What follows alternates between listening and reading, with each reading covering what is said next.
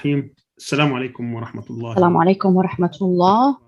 Peace be upon you all. I'd like to welcome you in the fifth of our series of symposia held by CIGA in Sabah ad-Din Zaim University in cooperation with the Islamic Studies College in the Ahmad bin Khalifa University in Qatar. This series of symposia tackles the experiences of Islamic movements in politics and governance. We started last January, and starting with Sudan, and followed by Egypt, and then the experience in Tunisia, and then the experience in Iran. Today we have the fifth of those symposia. It will extend over today, tomorrow, and the day after, and it will tackle a number of countries. Today we're going to talk about Jordan, tomorrow morning about Iraq, and on the afternoon Kuwait, and the day after we're going to talk about the UAE, followed by Saudi Arabia as well. This symposia, which we started, aims to studying and examining those experiences which are very rich, and there are many lessons learned, and despite the similarities, there is diversity that has to be examined closely by scholars and academic people. Today we're going to examine the experience of Islamic movements in Jordan, and we have four speakers who are going to talk about four main subject matters. Our first speaker, Mr. Zaki, from the Islamic Front, the Islamic Action Front. He has a diploma from Polytechnic University in 1979. He worked in his specialization for more than 20 days, and he was the head of the trade union or labor's union in Jordan, and he also was a member of the executive council in the Islamic Action Movement, and he was also the vice president of the Islamic Muslim Brotherhood in Jordan, and he is also active in the Islamic Action Party. He will be followed by Dr. Khaled Aldabbas, who has his PhD from the Münster University in Germany, and he is a professor of political studies in the University of Yarmouk for more than 15 years, and including being the vice dean of the Faculty of Literature and responsible for academic studies in a faculty in Qatar. And he has many publications, including developments of political Islamic thought, and he considered and examined the experience of Islamic movements in Jordan as a model, and he has many other publications in his university and academic life. The third paper is going by Mr. Atef Jolani, who has worked for many years as the editor-in-chief for a newspaper in Jordan for a quarter a century, until it ceased to be published in paper form. He is a scholar in Palestinian and Jordanian affairs. The fourth paper is going to be by Dr. Ahmad Barakat, who has a PhD in history and Islamic studies, and he's also a scholar in the issues of Islamic movements in Jordan and Palestinian affairs. The four papers are going to tackle the following topics. Dr. Khaled Aldabbas's paper is going to be about the Islamic movement in Jordan and the mechanisms of confrontation and adaptation. The paper presented by Mr. Zaki Bany Ersheed is going to be the vision of Islamic movements their project and their understanding of the Jordanian state. The paper by Mr. Atef Jolani is about lessons learned from the experience of the Islamic movement in Jordan and prospects for the future. And finally, Mr. Barakat's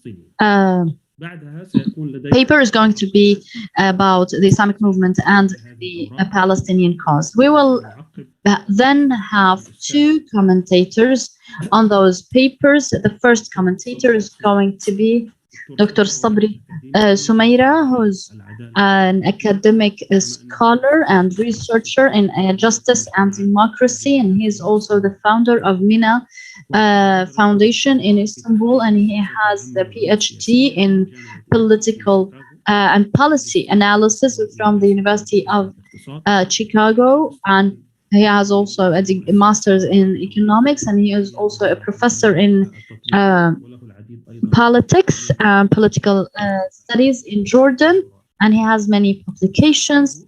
He will be followed by our second commentator, Mr. Jawad Alhamad, who has a master's degree from Durham University in Britain, and he also teaches at university in Kuwait, and he's also the general manager of the Middle East Studies Center, which is one of the best in the Middle East region for more than 30 or 25 years, and he also supervised dozens of symposia, conferences, activities, and he has many publications, and he's also the editor-in-chief of the journal issued by this studies center. I'd like to welcome you all and thank you for accepting our invitation to participate. Can Mr. Dr. Zaki, has he joined us? Okay, it doesn't look like he has been able to join, so we will start with Dr. Khaled. Please go ahead. In the name of God, the merciful, the compassionate, can you hear me clearly? السلام عليكم. الصوت واضح؟ سامعني دكتور سامي؟ Can you hear me clearly, Dr. Sami? I actually can hear you, Mr. Atef says. I can't hear you. Are you speaking on the Arabic channel? سامعك وأنا سامعك. Yes, I can hear you. Dr. Khaled, I can't hear you. أنا عاطف سامع الدكتور. هل أنت في القناة؟ هو يريد أن يكون في القناة العربية. You have to be speaking on the Arabic channel, please. Dr. Khaled, can you make sure you're speaking on the Arabic channel and mute original audio? عندنا ترجمة فورية باللغة الإنجليزية. Because we have simultaneous interpretation in English. كيف الانتقال للقناة العربية؟ How can I move to the Arabic channel? سامعك دكتور. نحن لا نسمعك. سامعك. دكتور خالد أسفل الشاشة على اليمين بجنب السكرين. In the bottom of the screen, you have the globe button. Please choose Arabic or English.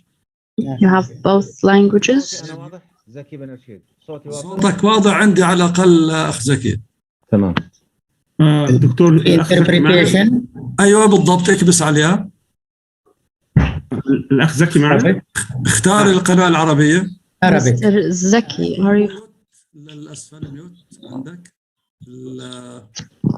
أوكي تمام. أوكي سامعيني الآن؟ Can you hear me now? هل الأستاذ زكي معنا؟ نعم واضح يا خالد. تفضل. طيب. تفضل أستاذ خالد. يلا بسم الله الرحمن الرحيم. In the name of God, the merciful, the compassionate. Time is of an essence, so I will try to be brief. I am currently in Doha rather than in Amman, and I'd like to extend my greetings to everybody here, but let me give a particular greeting to Mr. Jawad Alhamad. I've been away for 3 years, and my communication with them have been only virtual. And last time I met them, I met him in his center was in 2017 with the late Mr. Abdul Latif, and we talked about the a paper I talked about, which is the pragmatic and practical manifestations of the Muslim Brotherhood thought and ideation, and I said that I was discussing the Muslim Brotherhood in the presence of Muslim Brotherhood members. A week earlier, I was speaking about a tribalism among tribesmen. But Dr. Abdul Latif told me, please feel free to share all your conclusions.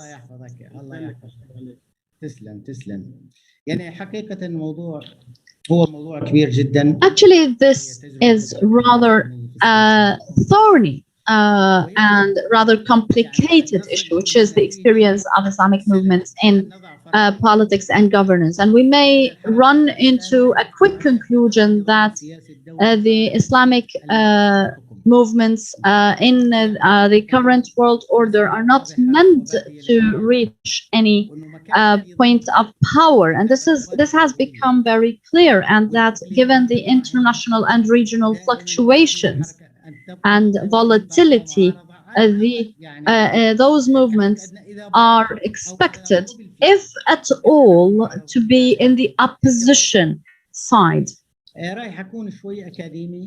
But let me be academic in my approach and refrain from having any political point of view in my paper, and I will try to answer some of the questions about the history of the relation between the Islamic groups and the state, and how it has been able to adapt its tools to achieve distinguished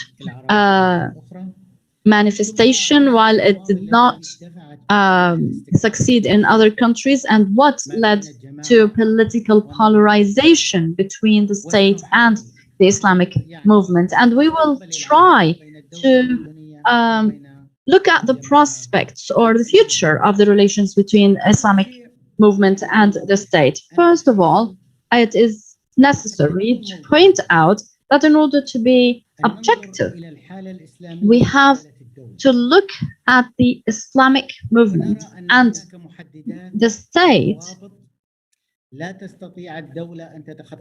while taking into consideration that there are restrictions and limitations and parameters that the state cannot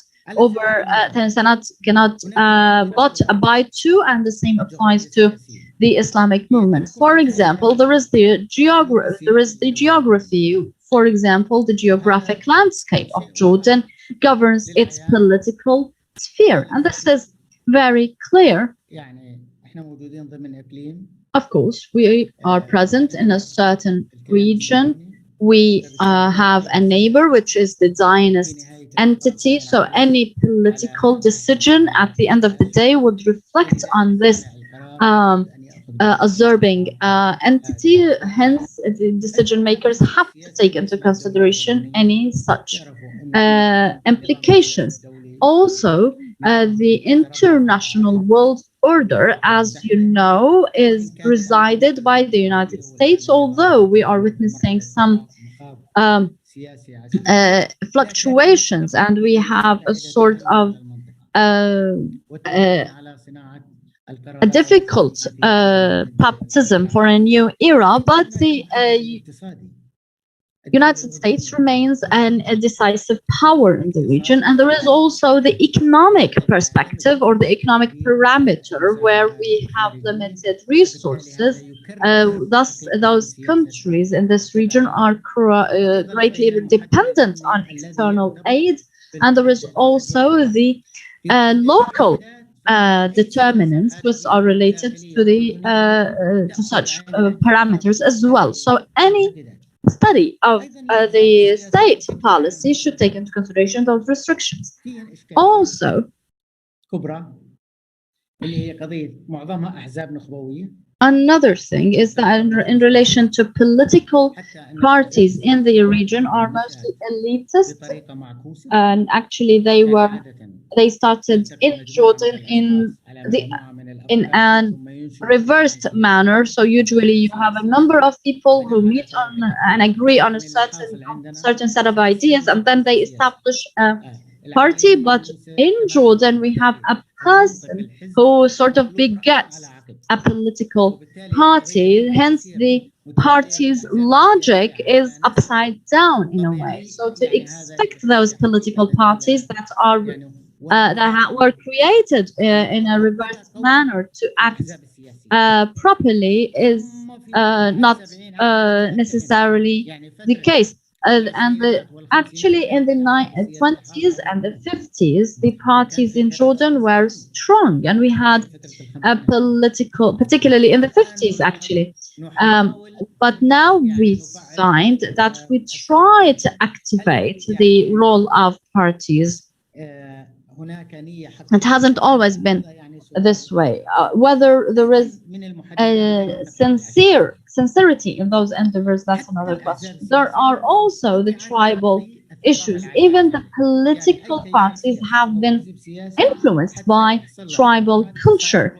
So any political party, in order to gain a constituency or to win over constituency, they would look for tribal backing.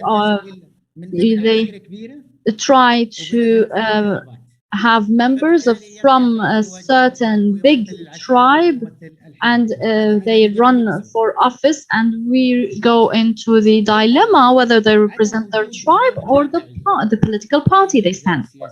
And also there is the lack of realistic agendas or programs. Of course, there are programs and they're good, but in actuality, they are based on the idea of attracting voters rather than being realistic or feasible. So more or less, they are marketing programs rather than genuine, practical, feasible programs. And this runs in the face of pragmatism, which should serve the purpose. And there is also the marginalization of political opposition within the community as well as within the parliament. And we have parliament members who have been reduced into services agents. Also, there is the security obsession in the election, and this is an important determinant because, as we said, this atmosphere reflects on the policy. So, for example, the neighborhood or the geography is hard. We cannot get rid of our strong neighbors. You may be able to divorce your wife, but not divorce your neighbor. So this is an important determinant of policy in Jordan. So this paper assumes that the coming period of the life of Jordan, and of course, our target is to build a state of institutions based on the rule of law, and that is coherent with, in terms of its statesmen and people. This paper assumes that the coming period requires a rebuilding of the state from within. So internal political stability cannot be just the function of political parties, and also we cannot postpone the issues that have been postponed for a very long time. For example, the issuance of a new parties law or the introduction of a new elections law. How can we then establish institutions? Hence, it is very important to reposition the democratic setting in relation to political parties. This has become more urgently needed. The Muslim Brotherhood in Jordan, as you know, was established in 1945 and was cherished by the state, and Prince Abdullah actually inaugurated the first headquarters, and it focused on the reformation of family, of the individual, and of the community. And also it was under the direct sponsorship of Prince Abdullah, and there was a genuine endeavor by the state, or desire by the state, to cooperate with this group. But of course, the Jordanian regime was trying to establish legitimacy through incubating the Islamic movement by trying to confirm its lineage to Prophet Muhammad and its relation to Islamic movements. And also the prince was trying to get financial support, particularly from founders of the movement. And also they wanted to make use of the experience in the ranks of the movement. On the other hand, the group was, or the movement, was pushed to alliance with the state because of a number of issues, including the situation in Egypt, particularly under King Farouk, and the bloody confrontations between the movement and the Nasserite regime between the 50s and 70s, in which many of the Islamic movement figures were executed. Hence, the group wanted to ally with the regime in Jordan in fear of a similar fate to that which they faced in Egypt, particularly if the Nasserites reached to power.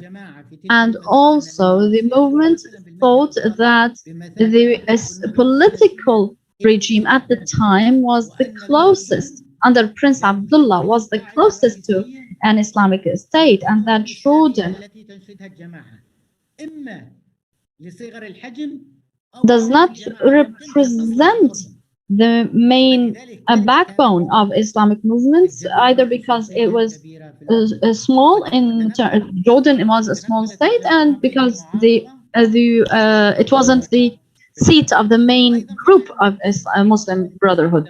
So also under King Hussein came under much pressure in order to close the headquarters of and offices of Muslim Brotherhood, and he said that they have not threatened our security, and they build hospitals and schools, and they are part of my people. Hence, this is the way he answered other governments. So it seems that even the local as well as regional factors played into this alliance, and that's all right. And the group has actually played a positive role in confronting attempted coups by the leftists in the 70s, and also staged pro-regime rallies as well.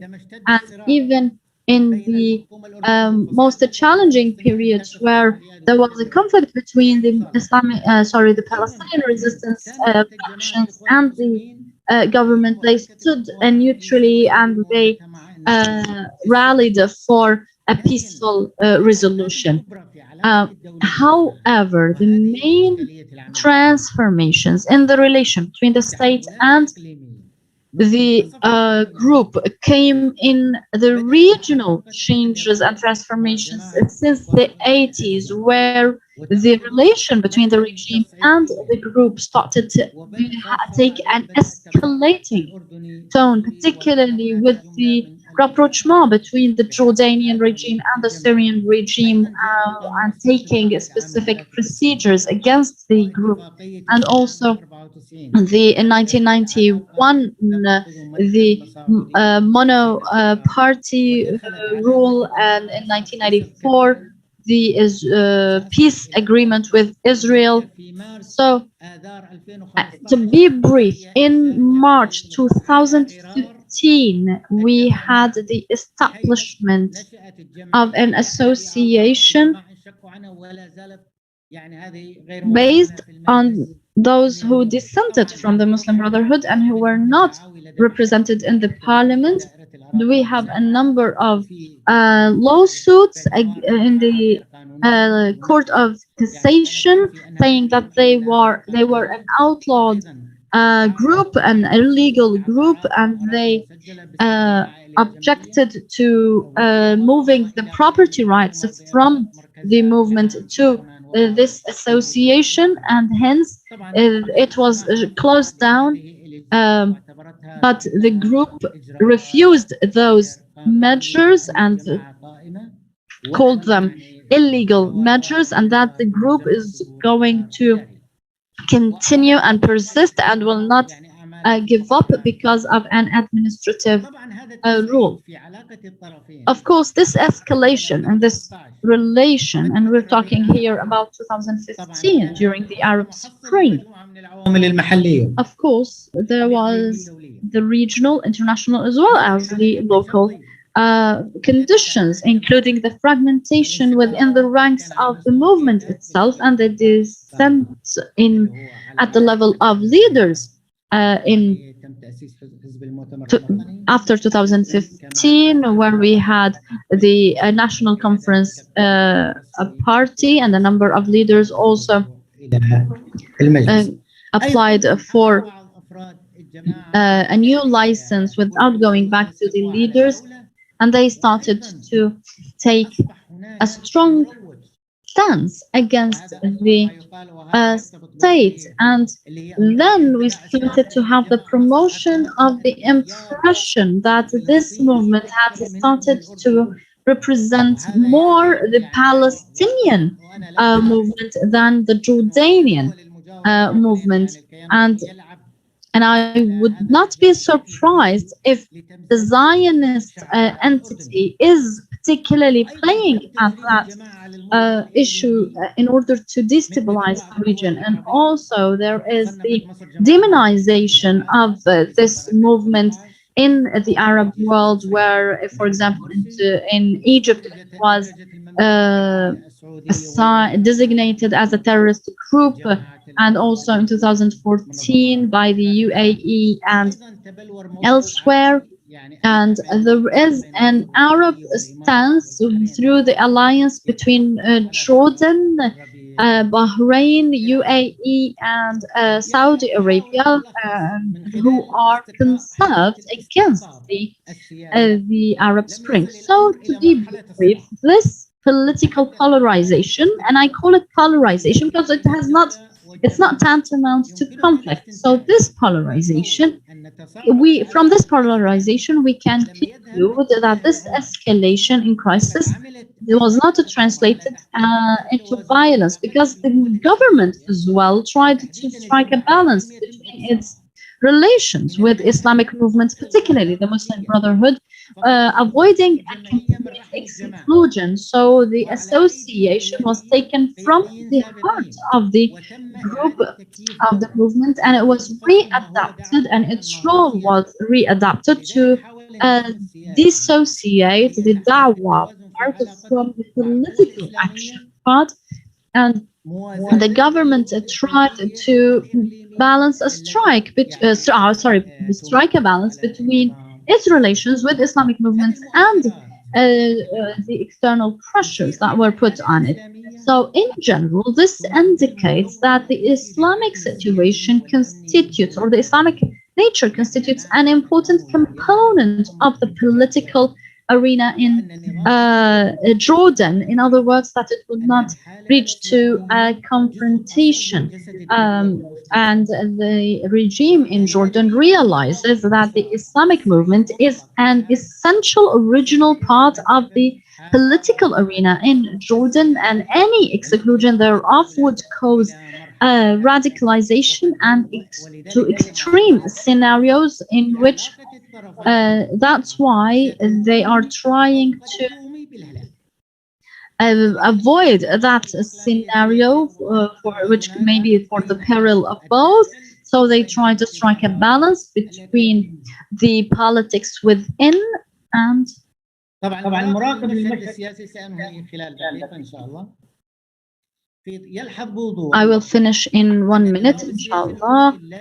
If you examine the situation in Egypt, you would notice in Jordan, you would notice very clearly that they don't want to copy their policies with the movement from previous eras, as the situation and the factors internationally and regionally have varied now, and they have much effect on people, and hence they try to establish a strategic situation in which they try to strike a balance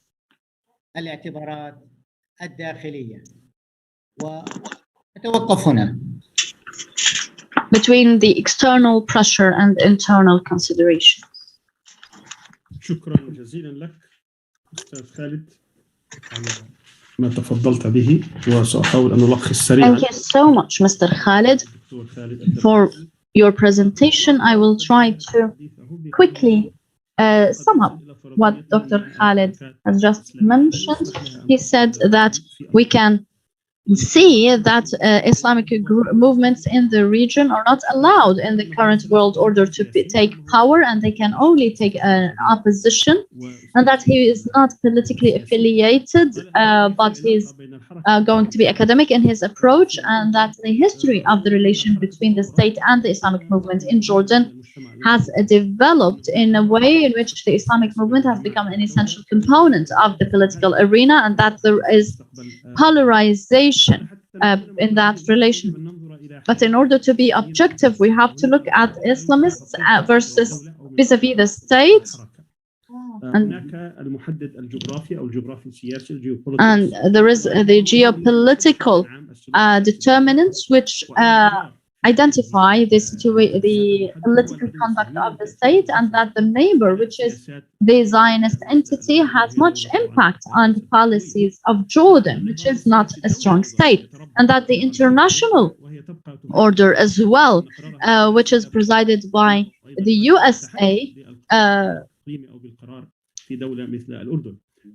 has much impact on the situation in Jordan. And there is also the economic determinant, as Jordan is dependent on external aid, and hence it is dependent even in its policies and relations. And there is also the security obsession, which is related to the geographic situation, and I also talked about internal factors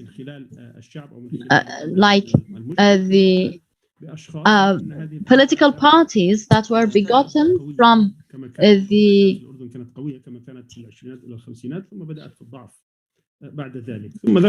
from single people rather than from the community.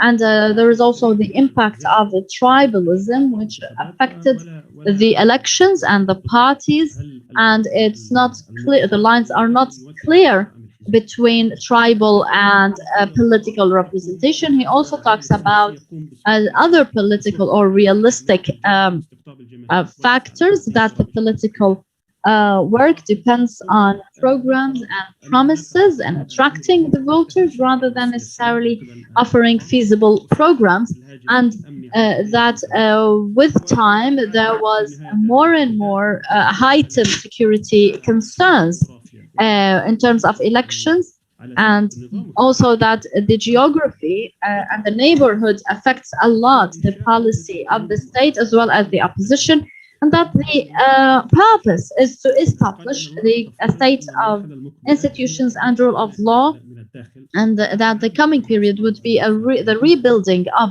the state from within, and looking at postponed or delayed issues which have become very urgent right now, and that the Islamic or the Muslim Brotherhood in Jordan was established in 1945, and that the state at the beginning incubated or embraced the Muslim Brotherhood, and it was sponsored by the political regime and the king himself, because they sought to legitimacy and this gave them some legitimacy as well as gaining some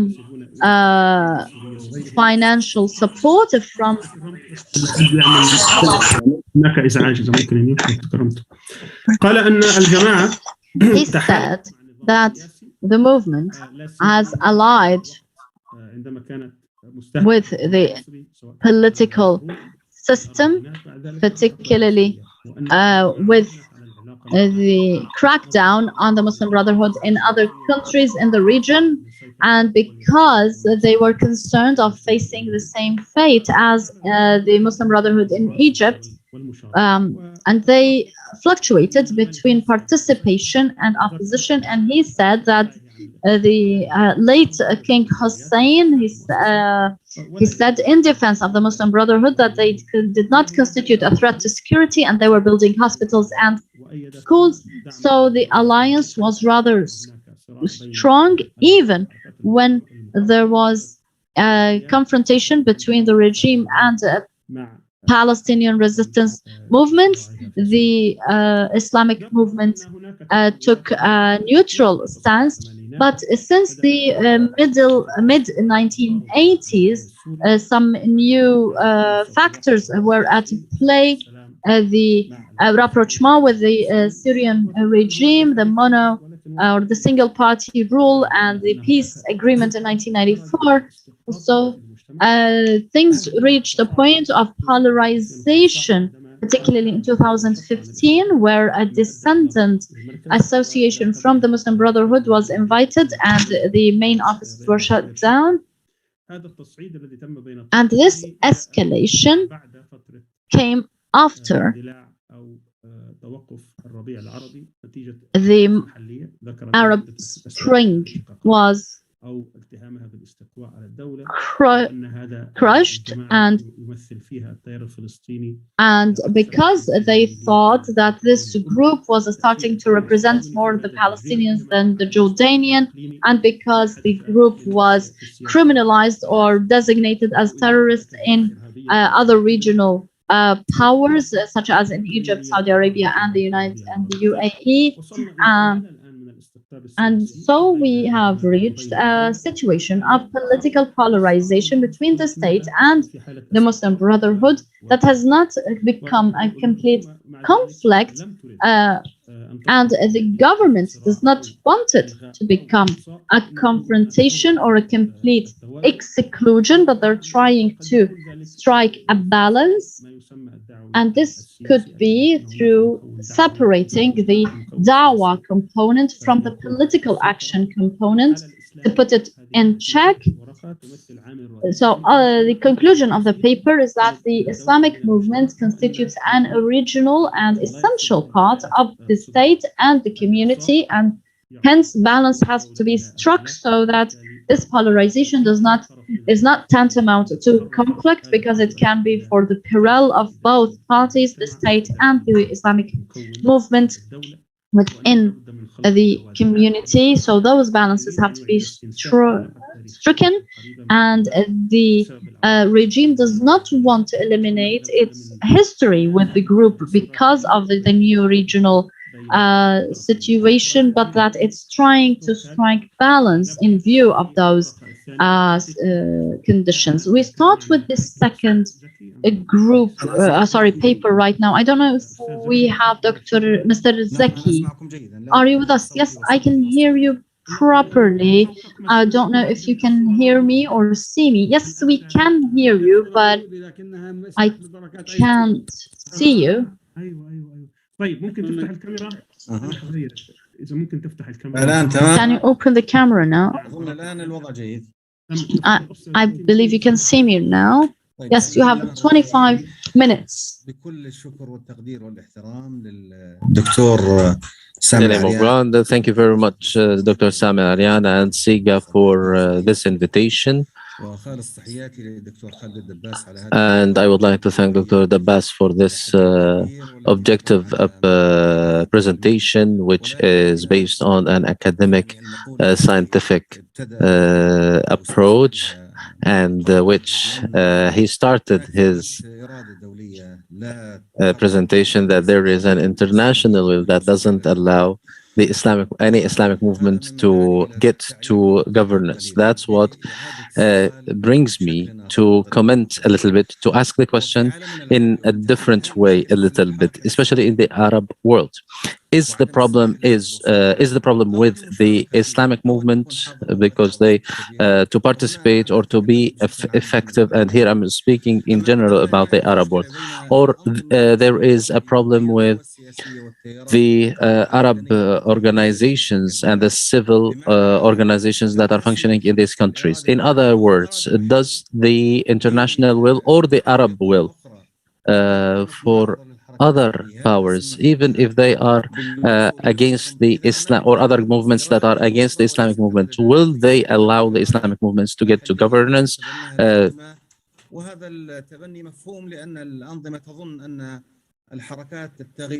Because there is a kind of understanding that the environment will not be appropriate for the Islamic movements to get to governance. I believe that this requires to make a revision, especially on the democratic custom, which is based on the peoples as the source of selection and the governance. So confiscating the rights of peoples to make their selections is an encroachment against the Arab world. And this applies to the different the ideological groups or non-ideological groups, because their philosophy or the theory of their theory or their philosophy is based on the change. So the political movements that are calling for a change, they didn't take the permission of the current conditions. They don't take the permission of the Arab regimes or the international will. So one of the aspects or the parameters of democracy is to accept those movements to lead to a peaceful deliberation of power. So if there is an appropriate statement that for a long time the interests of the influencing or the powers in influence is to protect their interests, so this is not the case anymore, which requires new revisions even for the decision makers at the international arena, because supporting the dictatorships might lead to risks that will threaten the stability in the region as well as in the world, and supporting the despotic and the authoritarian regimes led to terrorism, violence, and extremism. So this will threaten the interest of those countries. I agree with what Dr. Aldabbas mentioned, that the Jordanian state requires restructuring, especially that we are in the second century of the Jordanian Republic, the Jordanian state. And we need to have another approach different from the approach that was pursued by the Jordanian state in the past 100 years. To get into my topic now, there is a draft project of the Islamic movement in Jordan. This project, which is being deliberated now, is not new for the Islamic movement, but rather it seeks to produce a realistic approach for reality. The Islamic movement in Jordan clarified its in this project its social and political activity or vision. First, the Islamic movement in this draft project talks about subjective and objective reasons. This sound is dropping from the source. So it follows the Islam as they stated in 2005, and the document mentioned, and the quote unquote, that Islam and the renewed religion whose texts and origins interact with the updates of life within the utmost purposes of Islam, through which they can achieve the interests of the Islam and Sharia. So this requires to renew the higher purposes of Islam. End of quote.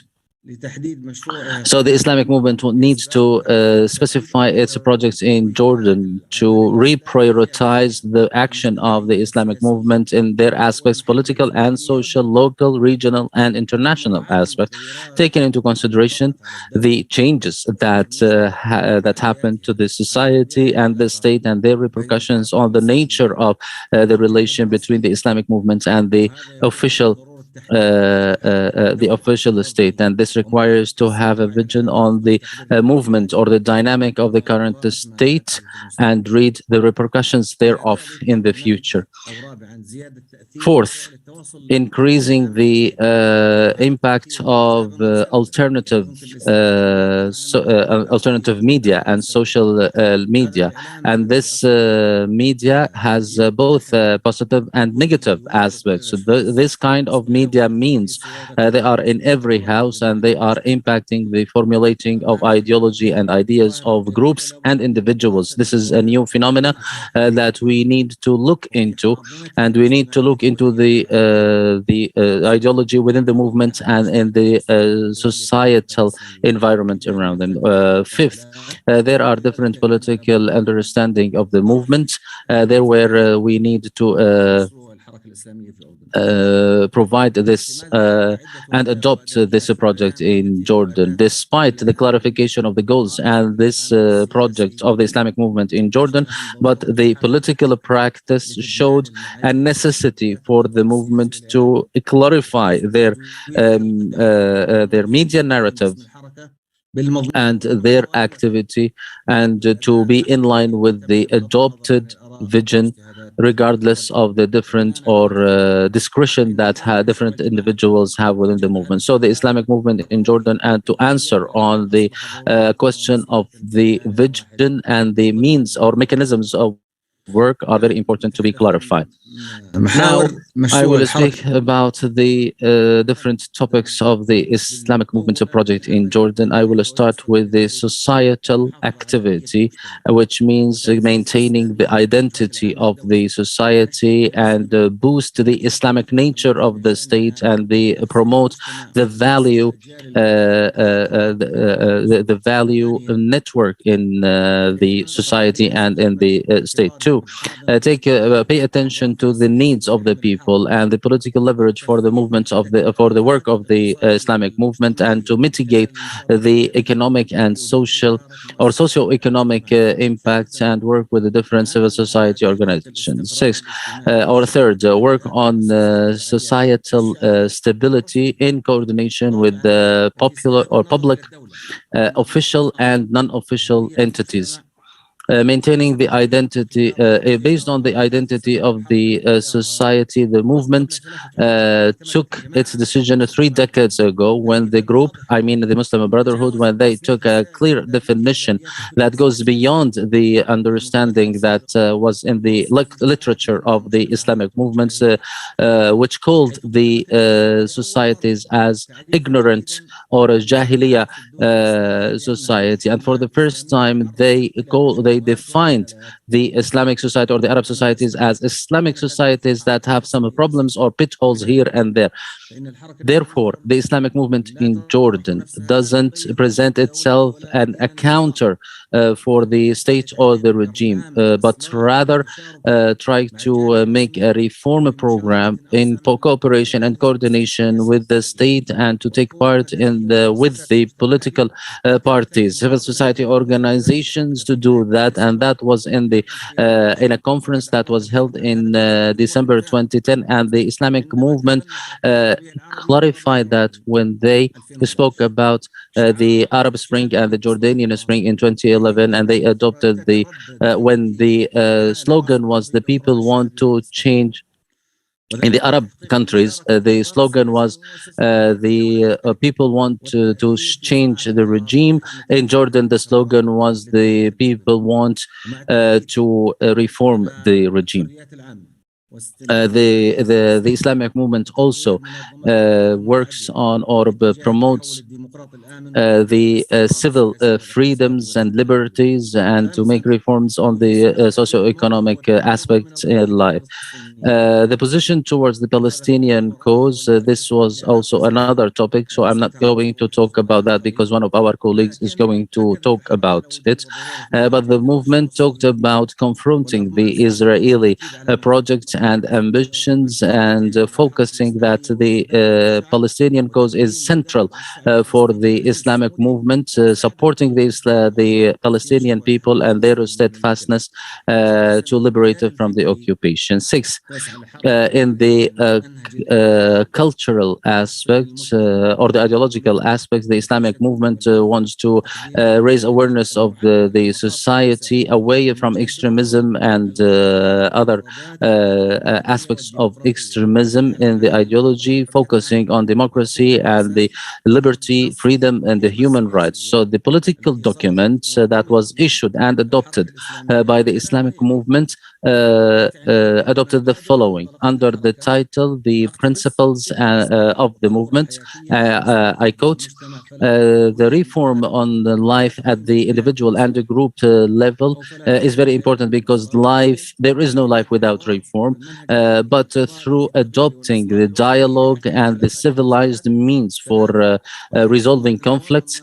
And under the title of the citizenship, the document mentioned that Jordan is for all of its people and subjects, and they are all partners in development. And do you hear me? If please slow down, because we have interpretation. You're going too fast. Thank you very much. So the document said that Jordan is for all of its people, and all citizens are partners in responsibility and development, and they are all equal in rights and duties. And the Jordanian people are the ones who have the most important interest in reform.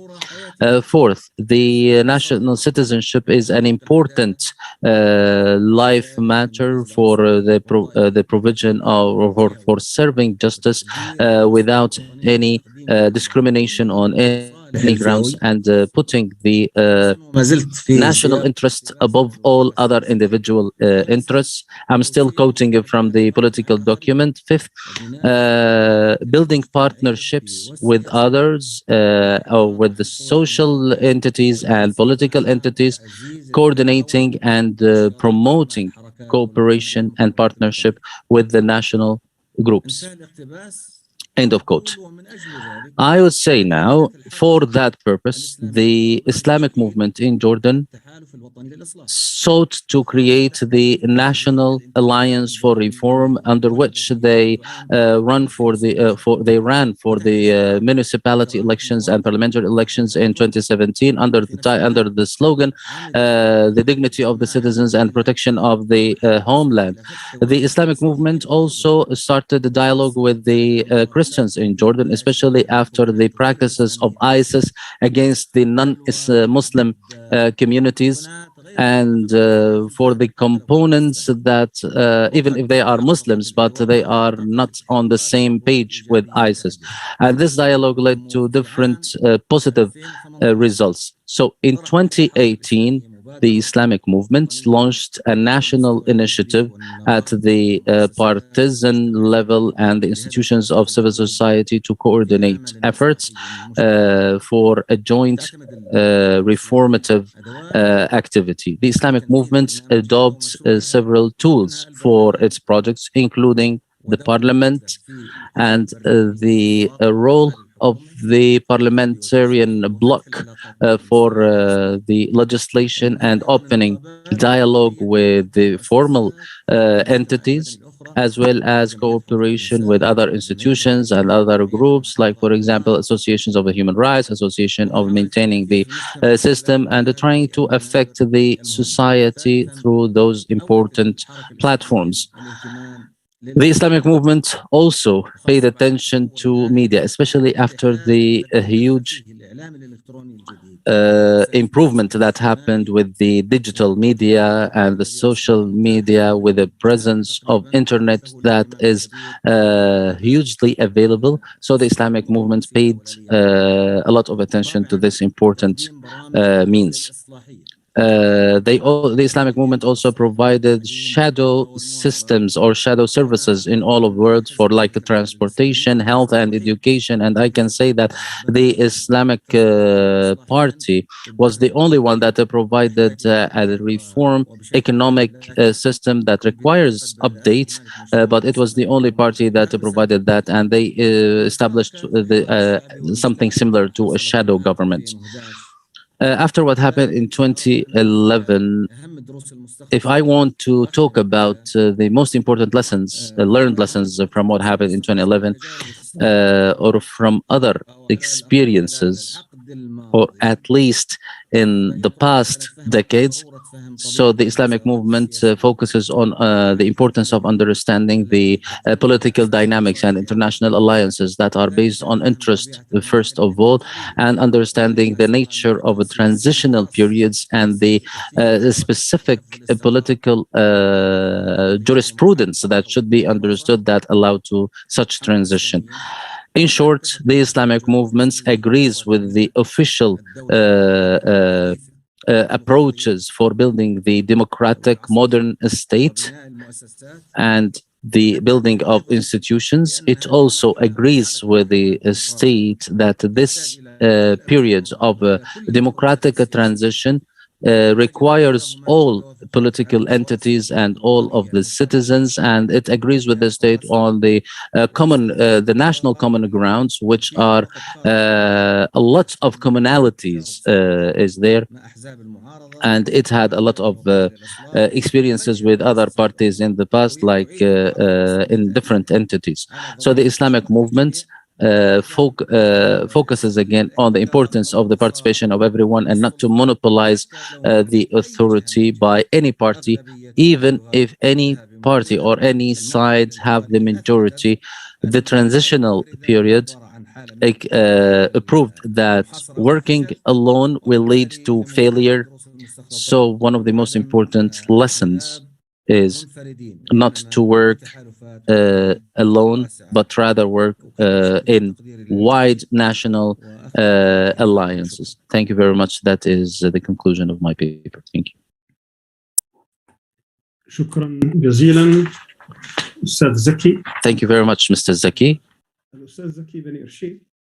Mr. Zaki Bany Ersheed, as I introduced him, he was the Secretary General of the Islamic Action Group. In the beginning, he commented on Dr. Khaled's paper, and he commended him, and he said that he will speak about the internal aspects of change and the importance of allowing people to select their change and the philosophy of the political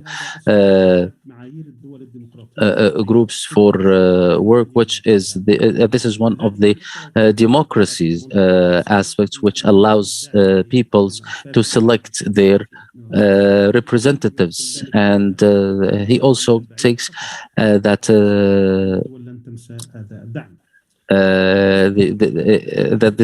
the Jordanian state requires restructuring and to reinstitute the respect for the institutions. And then had a question, what was the or what is the project of the Islamic movement in Jordan? And he provided the answer for that. I will summarize here. He said that this project was provided by subjective as well as objective reasons related to the society. And he said that the Islamic movement wants to maintain the Islam and Sharia, which maintains the interest of people. Then he spoke about the alternative media, social media, and the different movements within the Islamic movement, and that for political action action or through the practice of political action, it showed the importance or the necessity to change the behavior. And he said that the question of vision became a necessity and an interest. Then he spoke about the topics of the project, the Islamic movement in Jordan. He said first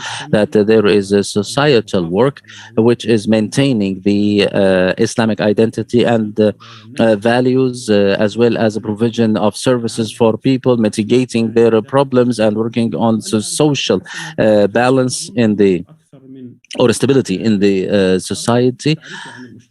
And he said that before about a quarter a century, the definition of societies was defined a different way by the Islamic movement in Jordan. Said that they are Muslim societies, even if they have some problems or pitfalls. The Islamic movement in Jordan doesn't present itself as an alternative for the regime, but rather a reformative movement that want to work hand in hand with the government. And what is required is the reform of the regime and not the toppling of the regime with the realm of democracy and general liberties. And in terms of their or in terms of the Islamic movement towards Palestine, they talk about the importance of confronting the Israeli occupation and their ambitions and supporting the steadfastness of the Palestinians and the centric nature of Palestine in their ideology.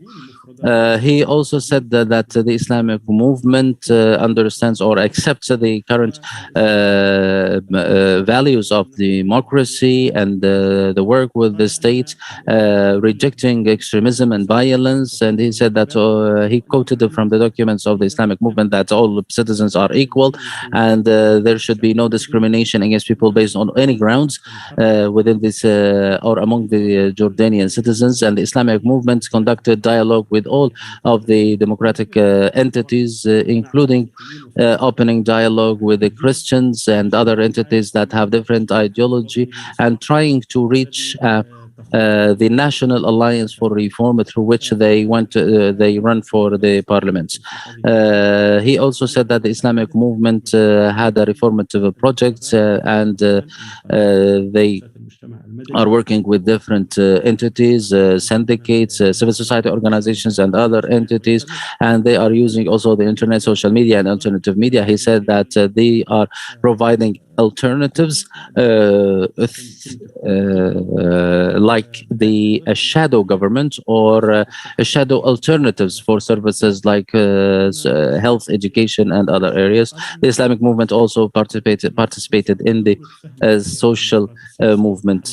He said that it is very important to understand the political nature of the regional and international world and to understand the transitional period in order to move or transform into a democratic society. He said that the modern state should be based on building institution, and the democratic transition requires all entities and all groups. All groups should work together and not to monopolize the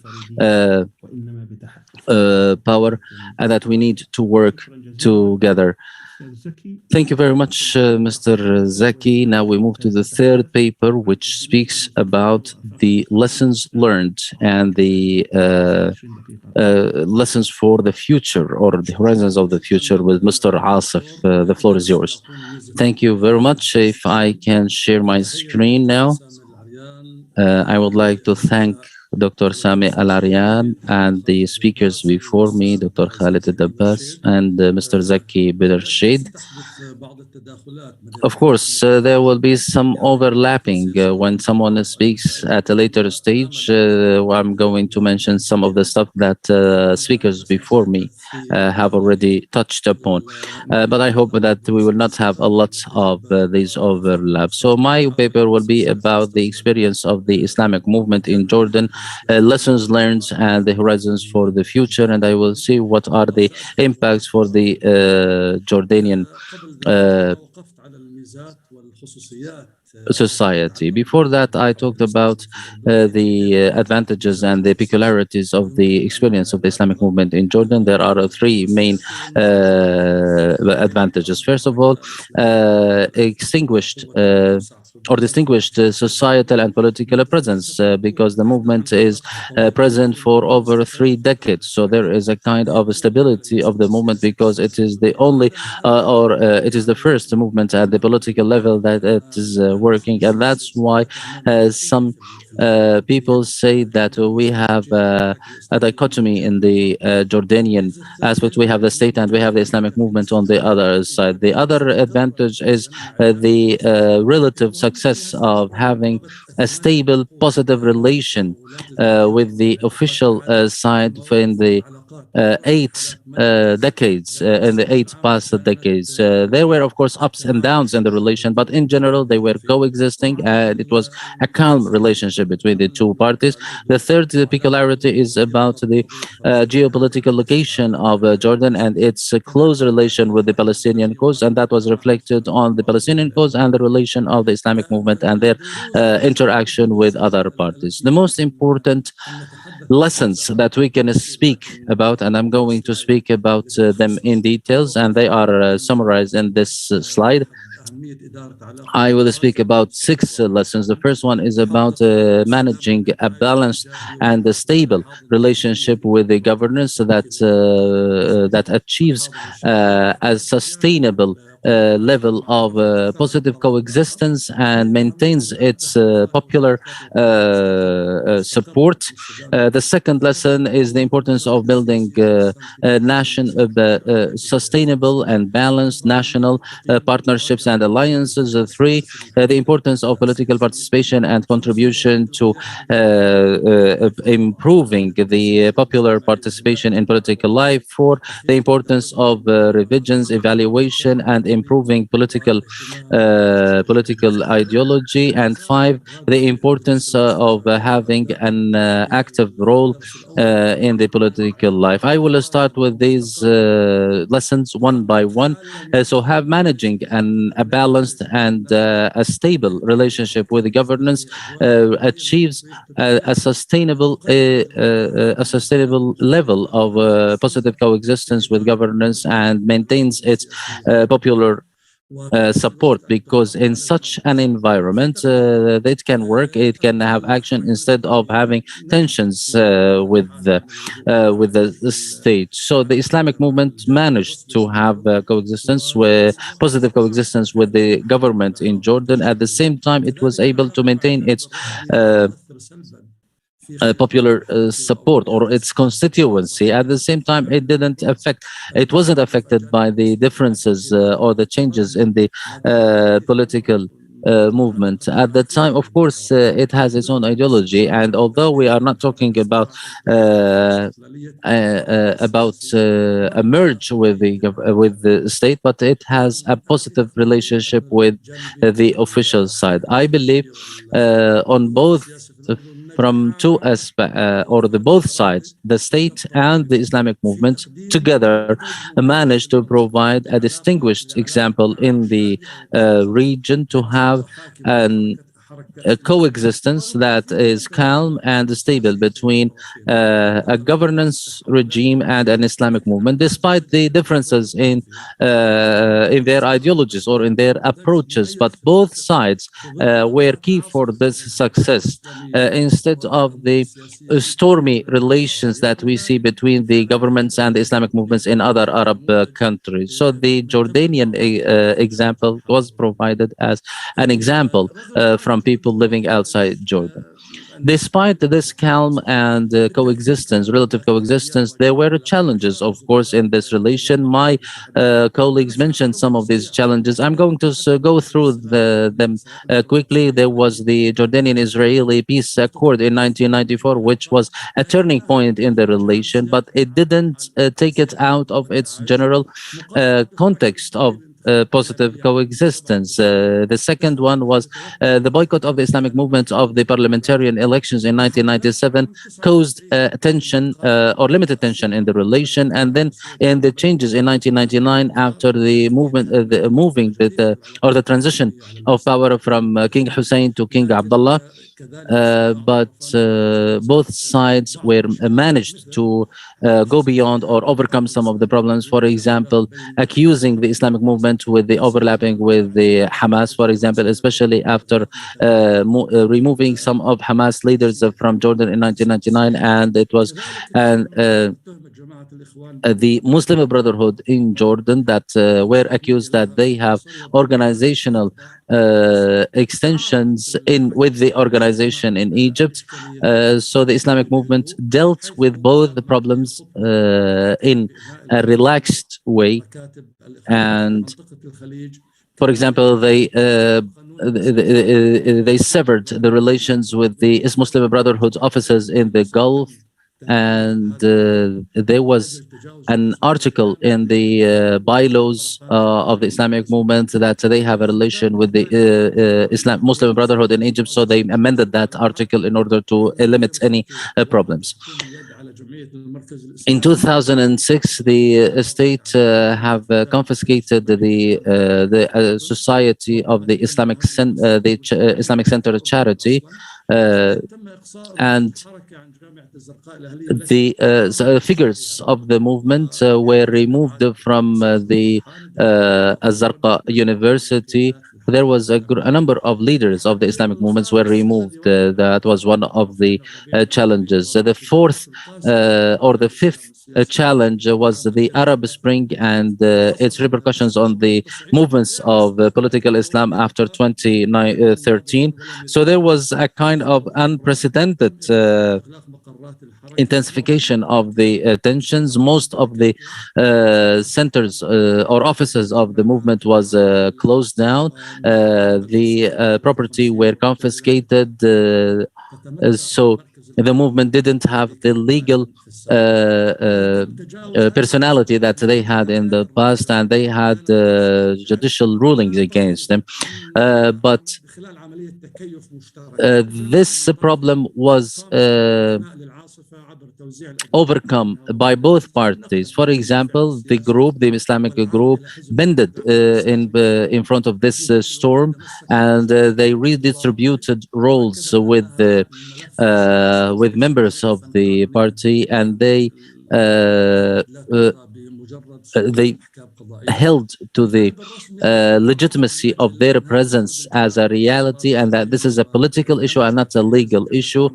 And on the formal or the official side, there was a pressure to merge the group with the party and limit or eliminate its presence and deal with the matter as a reality.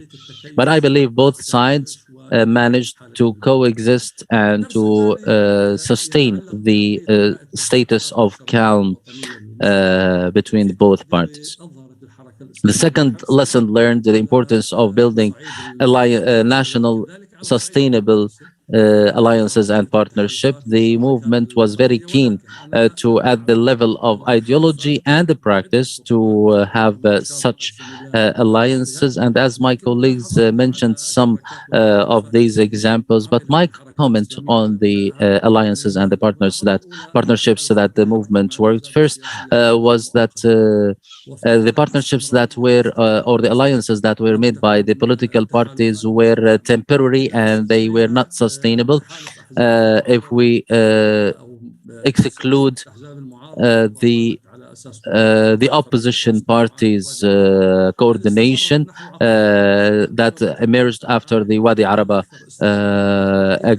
agreement.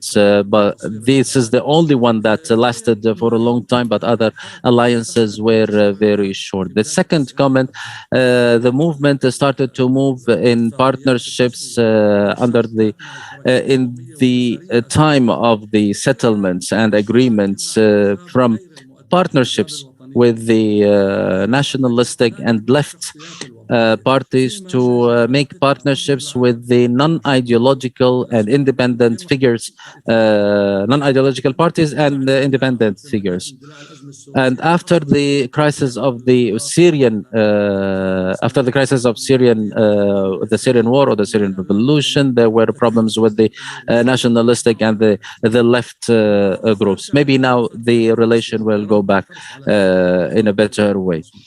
The third comment, despite the keenness of the movement to to maintain a good relation with the official movement, with the official government. There were some problems that happened. Mr. Zaki mentioned that the Islamic movement in partnership, it wasn't only political partnerships, but they managed to conduct dialogue with Christian figures and Christian entities. And I believe this was one of the important dialogues that took place in the Arab world, especially that they had meetings for some lengthy periods, and they provided a model in the Jordanian example. The third lesson, which is about the importance of the continuation of the political participation, as well as promoting the popular participation in political life, especially that most of the peoples have lost hope in any participation or contribution, and the importance of participation in political life. The participation of the Islamic movement in elections started since the early 1950s. In 1997, it was a turning point, and it was the first boycott that happened, and it was and two other incidents happened in 2010 and 2012. There was one sole participation in the governments in the 1990s, and then there was suspension a few weeks ago. The Islamic movement suspended their participation in the municipality elections, but at the same time they issued a statement stating the importance of the popular participation, but they didn't, and they encouraged people to do that, but they didn't go into these elections under an official banner. In general, the context that happened, they maintained calm relation with the government, even when they boycotted, because they suspension doesn't mean boycotting the elections, and I believe that the Islamic movement shows keenness for the popular participation in political life. The fourth study is in the importance of reviews and the development of political thought. I would like to refer here to some documents from the Islamic movement. In 2005, the Islamic movement issued its reform vision, and 2010, just before the Arab Spring, they conducted an extensive internal dialogue with more than 100 figures debating on essential issues such as the relation with the formal state, the position from reform, the relation to the Palestinian cause, and the papers that were discussed were very explicit, but the Arab Spring may have suspended those dialogues, which were resumed later. And then in 2014, we had the policies and orientations for the front party, but I believe the most important document was the political document issued by the Islamic movement in 2019, and which took a whole year and was approved by all points of reference from the Islamic movement. And I would like to quote one paragraph from this document. In its introduction, it says the movement was right very often and also made mistakes very often, like any other movement, but it has always been keen on promoting sustainability, strength, and continuous learning from successes and failures, and it has been keen on making use and benefiting from lessons learned from other people's experiences. So despite the accusations against the Islamic movement of being too static, but from my follow-up and observation of the Islamic movement, I believe the Islamic movement was one of the most daring and outspoken in terms of criticism and internal review. The fifth lesson learned is the importance of an active role in the maintenance of social cohesion and the national spirit, because the ethnic and the regional composition of the people in Jordan, we have the Muslims and the Christians. We have those of Palestinian origin. We have also the ethnic diversity. So this diverse community, and from my observation of the writings of those concerned with this diversity, they all talk about the Islamic movement as the security valve that strikes a balance between all of those, and that even the state recognizes its important role in maintaining national unity and cohesion. Actually, in 2019, this political document considered the national collective identity, cohesive, strong community, and a unified national front one of its most important priorities. It was very advanced in terms of wording and phrasing, even advanced from some Western literature. It even refused the idea of minorities, because they said it was not acceptable to have minorities in a state of citizenship.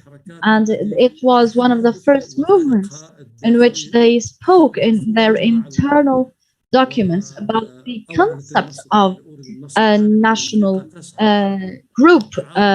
I quote, the movement seeks to cooperate with the national community to establish the idea of a national community or a national collective, including all ideological, political, social, and cultural spectra. Of course, this concept is still nascent, but I believe that the movement is working very hard on crystallizing that concept. The final and sixth lesson was the balance and a harmony between a concern with the national and concern with the Ummah level issues. And this is important in terms of their concern with the Palestinian cause and the Ummah causes. Of course, there were some accusations against the group or the movement that it gave priority of supranational or the nation level, Ummah level causes at the expense of national priorities.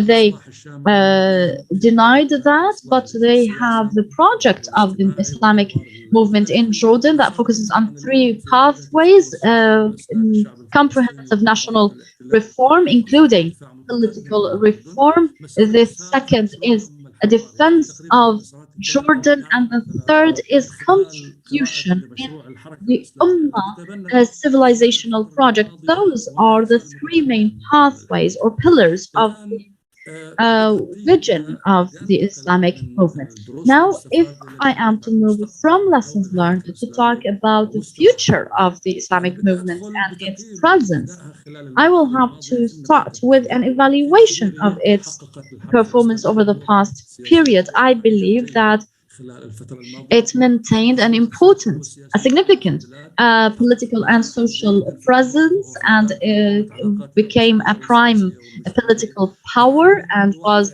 particularly successful in positioning in the management of the system or the political order, and it also dealt realistically with the changes and varieties, and gave importance to evaluation and reviews. The question is, would it maintain that advanced position? I have four scenarios, potential scenarios. First of all, the continuance of the status quo. Second is more advance and progress and activity. The third is relative relapse in role and status, and the fourth is a contraction or complete withdrawal in the size of its role. Those scenarios depend on five determinants or factors. First of all, the important thing that would determine whether the movement would continue or go or retrieve.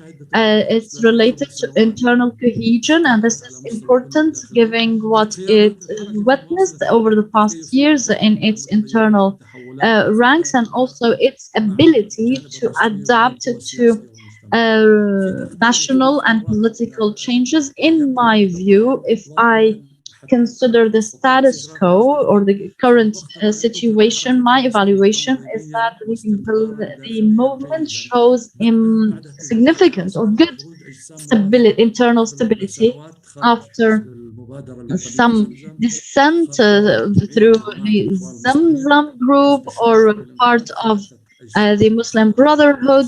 So we have the three bodies that dissented from the main body of the Islamic movement. But after that, I believe that the Islamic movement has been able to maintain its stability and maintain its significant presence in the Jordanian arena. And it also shows positive adaptation in the management of its relation with the official powers and political and community and social powers. And I believe that this determinant will promote the chance for either the first or second scenario, that is the maintenance of the first of the status quo, or even an improvement or a progress thereon.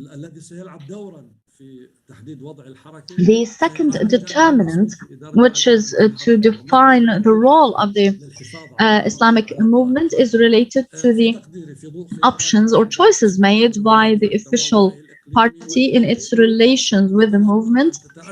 Given the priorities and the regional and international situation, it's most likely that the officials would, or the formal side, is going either to try to dwarf the role of the Islamic movement, or to maintain the current rules of mutual relations. So if we are to witness a certain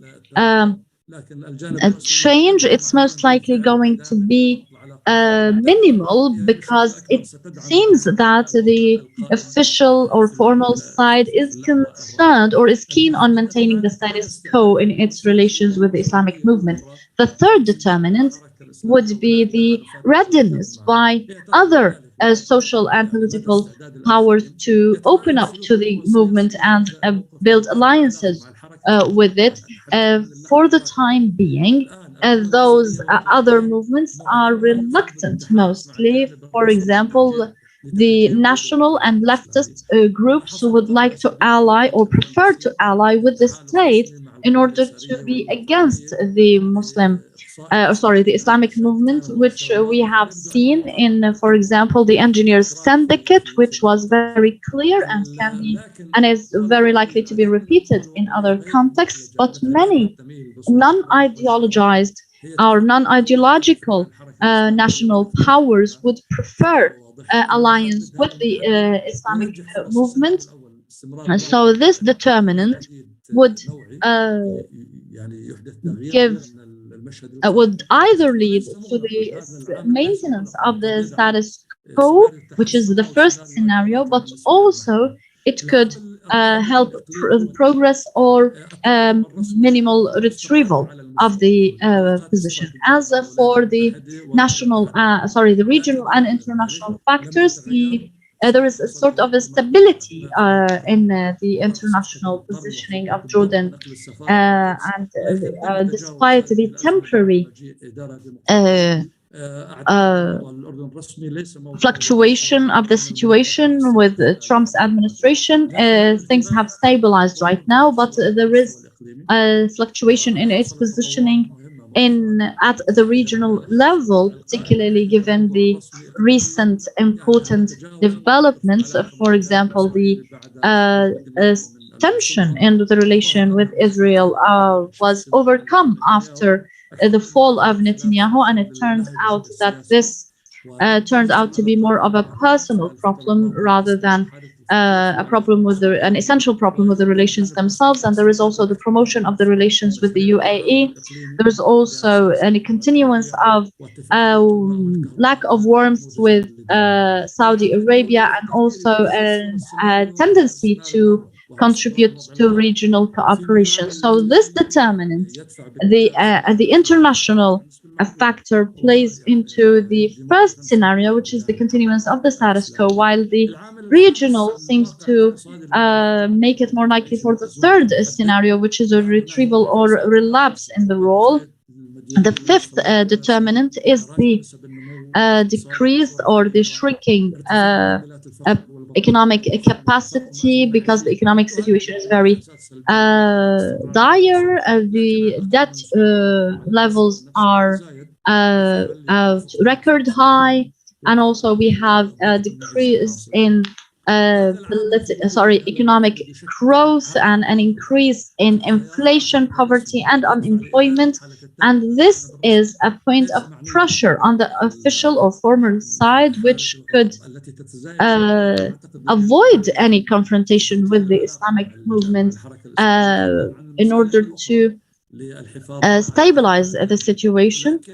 But also this situation could help the movement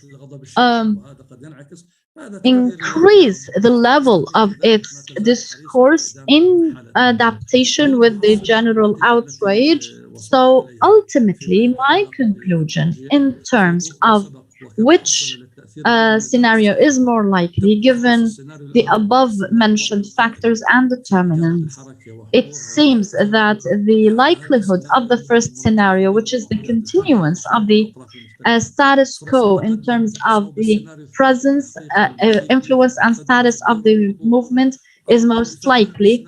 As for the second and third scenarios, they are still possible and cannot be outruled. So the situation can improve for the Islamic movement, or we might witness limited withdrawal or shrinking of the role. As for the fourth scenario, which is a complete withdrawal or lack of influence, I believe this is unlikely. So it is most likely that both parties, the Islamic movement as well as the formal side, would work on continuing to maintain the status quo and maintain the current stability. This is the result. Those are the conclusions of my review. Can you stop sharing your screen, please? Thank you so much, Mr. Atef. Mr. Atef talked about lessons learned and a future prospect. He started off by saying that there is peculiarity and specific characteristics for the situation in Jordan, including the distinguished role and position of the Islamic movement in the society, and also ability to strike a good relation with the formal government, and also the geopolitical position and their position from the Palestinian cause. He then talked about 5 issues: the importance of a stable and calm relation with the regime, in which they are stable and they maintain their relations with the community, and they managed to maintain that quite well through a model of coexistence between the power and the Islamic movement. And despite this relative coexistence and calm, there were many challenges, including, for example, the peace agreement in 1994, or the boycott of elections in 1996, or the relation with Hamas in 1999. And there were other challenges related to institutions affiliated to or with the movement, but those challenges were addressed as the regime or authorities recognized the importance of the continuance of this movement. And the other issue was the importance of sustainable alliances and partnerships. And he mentioned a few issues, including that those alliances were mostly not sustainable but temporary, and that partnerships with leftist and national parties moved to non-ideologized or non-ideological parties, particularly after the Syrian crisis. And he then mentioned that there were regular or periodic dialogues with Christian figures in Jordan.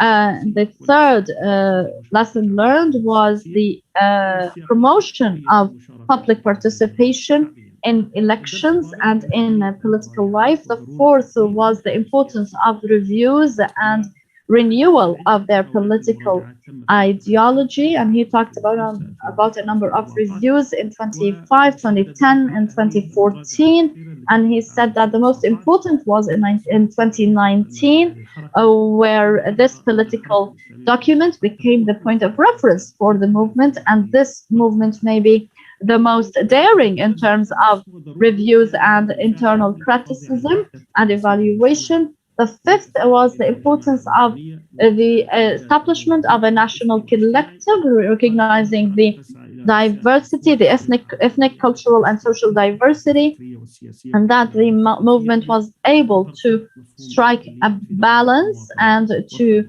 recognize this diversity, and that it refuses the concept even of minorities. The sixth lesson was striking a balance between national concerns and nation or ummah level concerns. And then he said that the Islamic movement in Jordan is based on three pillars: the political reform, defense of Jordan against the Zionist project, and supporting the Palestinian resistance. And the third was a contribution to the civilization project of Ummah. Then he talked about 4 scenarios that may be faced by the movement in the future. First of all, the maintenance of the status quo in terms of its management of its relations with the formal side and maintaining its effective contribution. The second scenario was progress or advance in its position in cooperation with community and political powers. And also the third was a limited retrieval or relapse in its role. And the fourth was a great relapse or retrieval in its political or social role and going into conflict with the official side. He talked about 5 determinants. After understanding those determinants, we might see which scenario is more likely. The first determinant was internal cohesion and the options made by the movement in facing the transformations, and it seems that the Islamic movement shows a sort of stability, and that it is likely that the options made by the Islamic movement in the future are most likely going to give it a continuance of the status quo or progress in its role. The second is the options made by the official or the formal side, and he believes that the options may fluctuate between dwarfing this role or downsizing this form or improving or maintaining the status quo, but also this makes it more likely for the first and second scenario to be true. And this third is the options of alliances and the openness of other powers to ally with the Islamic movement. And he said that many ideological parties, such as the nationalistic and the leftist parties, prefer alliance with the formal side, but that most would prefer the Islamic movement. But this determinant makes it likely for the first, second, and third the scenario to be possible. The third is the fluctuation of regional and international situation. He believes that this positioning of Jordan on the at the international level is not likely to change, and this promotes the likelihood of the first scenario, while the regional factor, given the tension with some countries and regional powers, may make the third scenario likely. The fourth determinant is the economic situation. He mentioned that this issue is not clear-cut because the relations with the official part is not clear in economic terms, while the official side can sense the criticism and outrage among the public ranks. And ultimately, his conclusions were that it is most likely that the first scenario would continue, which is the continuance of the status quo, but it is also likely to progress according to the second scenario, which is to have more progress or promotion of its role.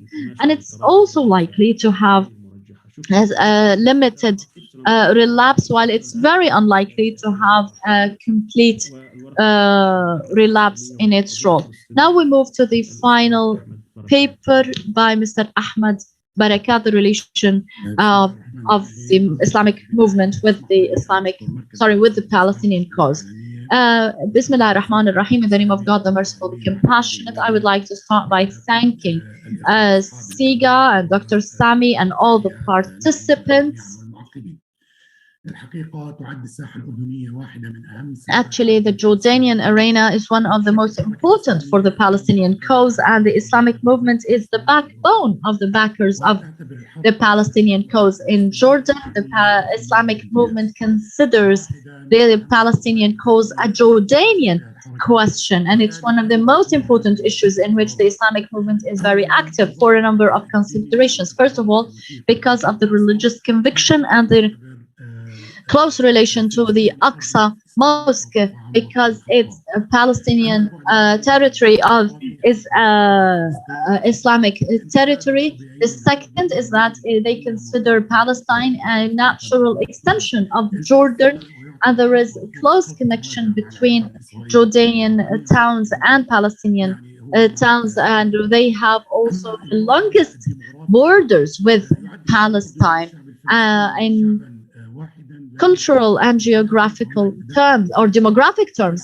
sorry. There is a lot of overlap in families and blood relations between the Jordanians and Palestinians, and also because Palestinian refugees constitute more than 60% of refugees in Jordan.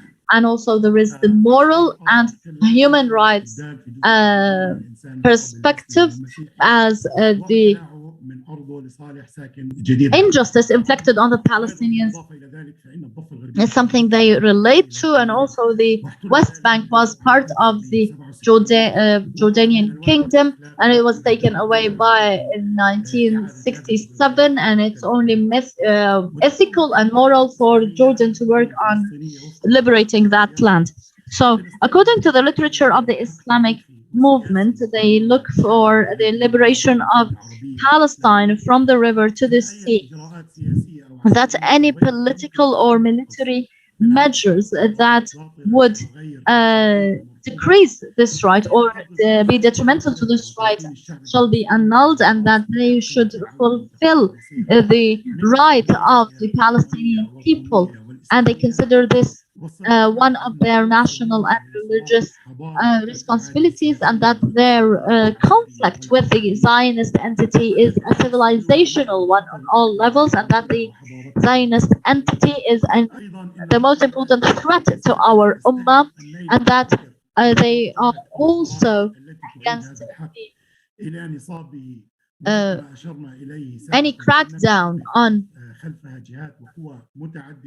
people working to undermine any efforts to regain the right of the Palestinian people. And they believe that it should be sought that the Zionist entity is held to account as a part of their conflict with the Zionist entity, and that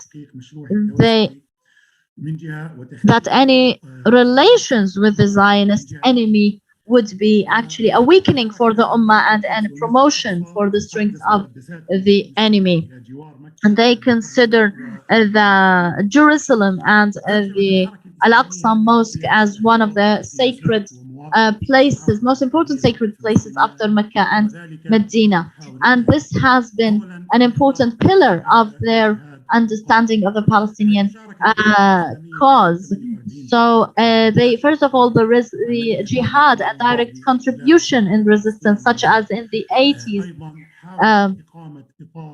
and they tried to, sorry, before that, and also trying to be part, I mean, the Muslim Islamic movement between 1967 and 1970 were part of the attacks on the Zionist entity, and there was the reunification of the Muslim Brotherhood Palestine and Jordan, and also later we had an important conference by the Islamic movement in Jordan that gathered all those working in Gaza, the Gulf, the West Bank, the Palestinian Islamic movement members, through which they reviewed their methodology and they tried to work out a new outlook by when they mentioned that the establishment of an Islamic State was a priority before the liberation of Palestine, and they changed that outside this framework. So they said that liberation can be concurrent with the establishment of the Islamic State. Hence, they started working on liberation and resistance. So they established the Palestine apparatus, which is responsible for the struggle activities or resistance activities. It was an apparatus outside Palestine, and then we had the Palestinian Intifada, and we had the Hamas, which issued its statement, and the Islamic movement in Jordan issued a statement to adopt Hamas's statement and called for the support of Islamic and Arab Islamic elites, and considering Hamas vanguard forces, and they worked on supporting the Intifada, and they supported an Intifada in popular and other levels, at all levels, in the camps, rural and urban areas, in order to support resistance. And with the development of the resistance from stone to knife to weapons to martyr operations, those martyr operations were criticized, being called as suicide operations, but the Islamic movement in Jordan and many of the scholars in Jordan and elsewhere issued fatwas saying this is one of the most important jihad tools, and they condemned all the atrocities by the Israelis on holy Palestinian land. And when the second Intifada started, the Islamic movement supported this Intifada with many festivals, statements, and marches, as the Islamic movement started more than 73 festivals and 31 marches, and there was a complete solidarity with the Palestinian people and the resistance, and boycotting the relations with the Zionist entity, with the wars on the Gaza Strip. The most important reaction on the regional level was by the Islamic movement in Jordan. particularly in the most dire battles in Gaza, where more than 1,000 festivals and rallies were staged by the Islamic movement to provide the necessary support to continue the demand to stop the aggression and to stop sever relations with the Israeli side, and also calling on the Palestinian authorities to stop security coordination with the Israelis and to provide the venue for popular resistance. As for the second question of the Jerusalem, Al-Aqsa, and all the sacred places, they considered this an important pillar of the Israeli-Arab conflict, and they rejected all kinds of demographic change and aggression on Palestinians, particularly using the separation wall in order to expel a significant proportion of the population from Jerusalem, and they condemned all the atrocities, massacres, and continued aggressions and assaults against sacred places, and they rejected all kinds of resettlements related to the sacred places, particularly Jerusalem and the Aqsa Mosque, and they brought up the issue of Al-Quds or of Jerusalem even in their parliament statements. And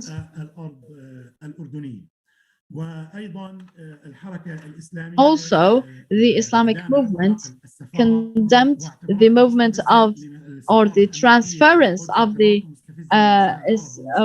American embassy to Jerusalem and considered this a provocation and a threat to international stability, and they rejected the spatial and temporal division in Palestinian territory and rejected the presence of checkpoints and gateways to the entry of Al-Aqsa Mosque. The Islamic movement also used an important thing, which is knowledge and awareness, in order to make people know in the Arab world as well as in Jordan to know better about Jordan, Palestine, and the landmarks in Jerusalem in response to what the occupation has been doing in this regard. And also they linked the sentiments of Jordanian people to the Palestinian cause as they staged specialized festivals that connecting Jordanians to Jerusalem, such as the Fath al-Umari festival in Al-Aqaba, as well as on 4 consecutive times speaking about Jerusalem and the association between Al-Quds and the Umari, late Umar ibn al-Khattab's conquest, and also the festival in Qalat Ajlon and the link between Qalat Ajlon and Jerusalem, and more than 20 festivals in Al-Karak where they linked Al-Karak to Jerusalem as well other places that are no more than 20 to 25 kilometers away from Jerusalem. As for the other issue, which is the political issue, the Palestinian cause was a significant part of the political activity of the Islamic movement based on the above mentioned factors, and this was a pivotal part of the electoral programs of the Islamic movement's nominees, and they played a significant role in raising awareness about the Palestinian cause, and their even to Westerners and to think tanks. And the Islamic movement has established some political partnership with political parties, syndicates, and civil society organizations based on mutual or common support of the Islamic or the Palestinian resistance. سياسي من خلال البيانات والمؤتمرات الصحفية واللقاءات. And they always had a stance and condemnation and statements with every development in Palestine. In 1948, they rejected the decisions of division, and they rejected the Security Council resolutions because they said that the seeking of a peaceful solution is impossible because it goes against the very nature of the Zionist entity, and they rejected the Madrid, Wadi Arabi, and Oslo Accords, and they considered all of those negotiation pathways absurd or pointless, and that it was only a service to the Zionist entity and a blow against the Palestinian resistance, as during the Madrid conference, the uprising of the Palestinian people was at its peak. So they tried to resist all forms of normalization, and they staged a popular syndicate and movement rejecting all forms of normalization, and they formed national committees such as the National Committee for the Countering of Normalization, which played an important role in confronting all forms of normalization, and they rejected all former agreements that would lead to economic normalization and the linking of strategic issues such as energy and water with the Israeli side. And also they staged statements on a number of normalization agreements with Arab countries such as the UAE, Bahrain, and elsewhere, and they considered this a blow against Palestinian resistance. And they talked about the century deal declared by Trump. They said it was suspicious and that it would be at the expense of the right of return and at the expense of the Jordanian state. As for the aid or relief, the Islamic movement played an important role in relief and aid and established important societies, particularly the Islamic Charity, which focused particularly on Palestinian camps in Jordan and opened branches in most of those camps, and their work in those camps included charity and healthcare, and they also played a role in relations with other entities working on charity and relief inside Palestine. And the Islamic movement made many steps to offer relief to the Gaza Strip after military operations, and they contributed to international commissions such as the convoys and the support committees, etc. As for the media aspect, they offered many media presences, statements, and press conferences, and they also started the Al-Busala website, Al-Sabil newspaper, and Yarmouk TV, and those media institutions affiliated with the Islamic movement tackled the Palestinian cause and rose awareness about it, and the Palestinian cause enjoyed an important share of coverage on those media outlets, particularly during the Intifada as well as the wars of Israel against the Gaza Strip. So this media coverage greatly reflected the points of view of the Palestinian resistance, and to a great extent adopted the views of the Hamas resistance and Hamas points of view, and it was based on specialized analysts and who have become reference points in Palestinian affairs. Actually, despite the ability of the Islamic movement to start this significant popular movement and alliances with national and political parties based on and alliances towards the support of the Palestinian cause and resistance, this was not unchallenged. One of the most important challenges was the Wadi Araba agreement between Jordan and Israel, which was an important turning point for the relation with the regime, in which the Islamic movement lost part of its influence, such as the significant role in parliament, because it had to boycott those elections sometimes, or because those elections were engineered in favor of other nominees, and also they lost the Islamic Center Association or charity, and their syndicate or union's role decreased.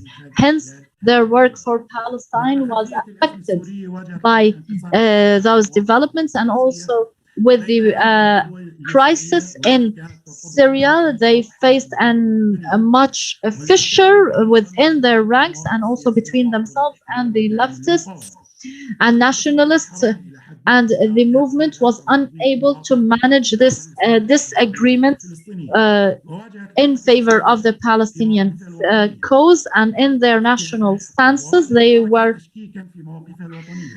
faced much suspicion and questioning in their national stances, and they were accused of giving priority to Palestinian affairs at the expense of national interests, and those accusations were not only by national powers, but also within the ranks of the Islamic movement itself, causing some important transformations in the political interests of the movement, and the economic crises faced by Jordan also played an important role in changing the general mood of Jordanian people, causing many of the political affairs or concerns go unnoticed or down the scale in the priorities scale. And as this interest in the Palestinian cause goes back, this reflected on the performance of the Islamic movement. Undoubtedly, the Islamic movement will continue in its support to the struggle of the Palestinian people. And this may actually increase and could take more of a priority in the foreseeable future, because the horizon for political work and political reformation in Jordan do not seem open, and this may play in favor of the Palestinian cause. Hence, the Islamic movement should re-network its relations with other parties and agree with them on the importance of Islamic cause, which is starting to be excluded from the Arab and regional affairs, and trying to start with the new methodologies and the new communication modes of communication in order to make up for the lost tools and methods. And it's also important to find common ground with the regime, particularly in terms of the issue of Jerusalem and Al-Aqsa Mosque, and the sponsorship of the Hashemites over Jerusalem, and the rejection of any settlements at the expense of Jordan, and also keeping an eye on regional as well as international shifts which have potential impact on international orders, hoping that this may be the introduction of a new world order which may play in favor of the Palestinian cause.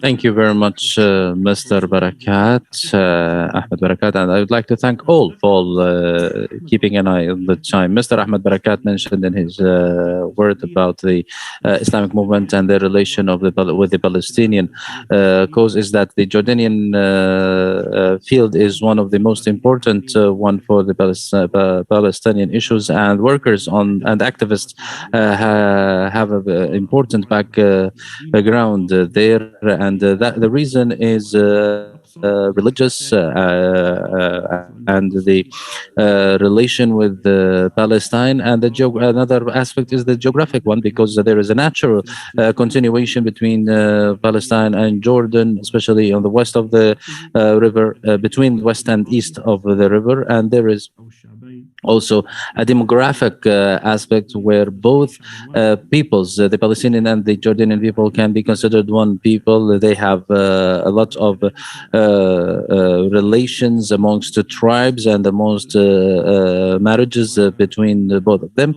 And the West Bank one day was part of the Hashemite kingdom, and there is a moral obligation to liberate Palestine. The vision of the Islamic movement in Jordan is based on different points. He mentioned 7 of them, that Palestine from the sea to the river is a historic right, and it's part of the Islamic and Arab world, and the cause is the most important and centric cause, and any other political, there is no political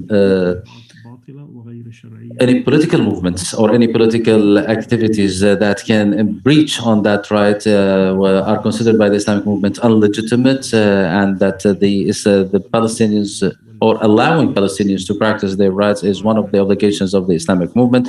The confrontation, he mentioned that the confrontation with the Israeli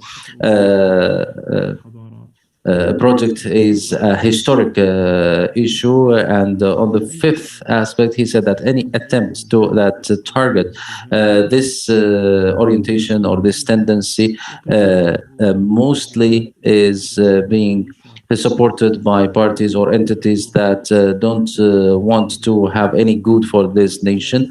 And the 6th aspect is working on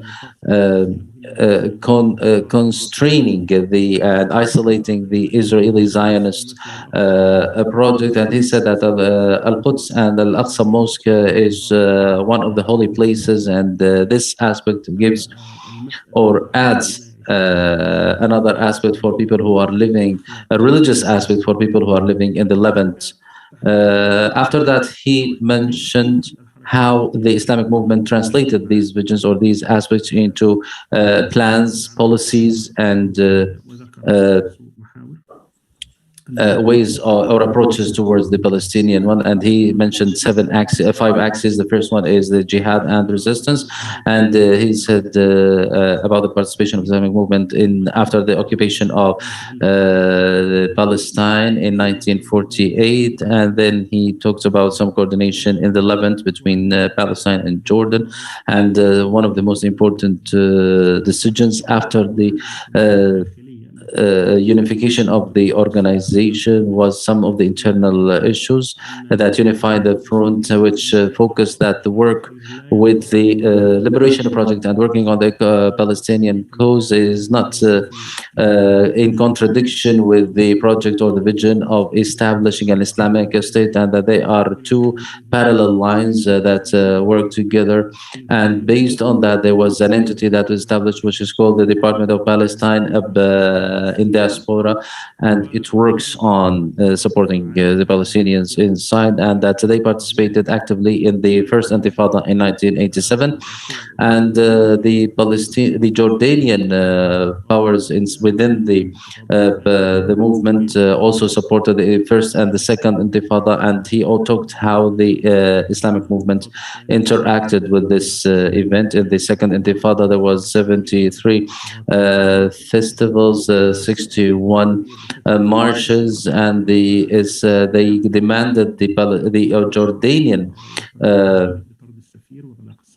authorities to stop relations with the Israelis, to expel the Israeli embassy. And after the wars against Gaza in 2016 and 2021, the Islamic movement worked actively supporting Gaza. The second topic was about Al-Aqsa Mosque and Al-Quds and the holy places. They have important aspects and implications within the Islamic movement, and they interacted with that actively. They spoke about that and how the Islamic movement was up to date with all of the events that happened in Al-Quds, and they issued scores of statements and forums,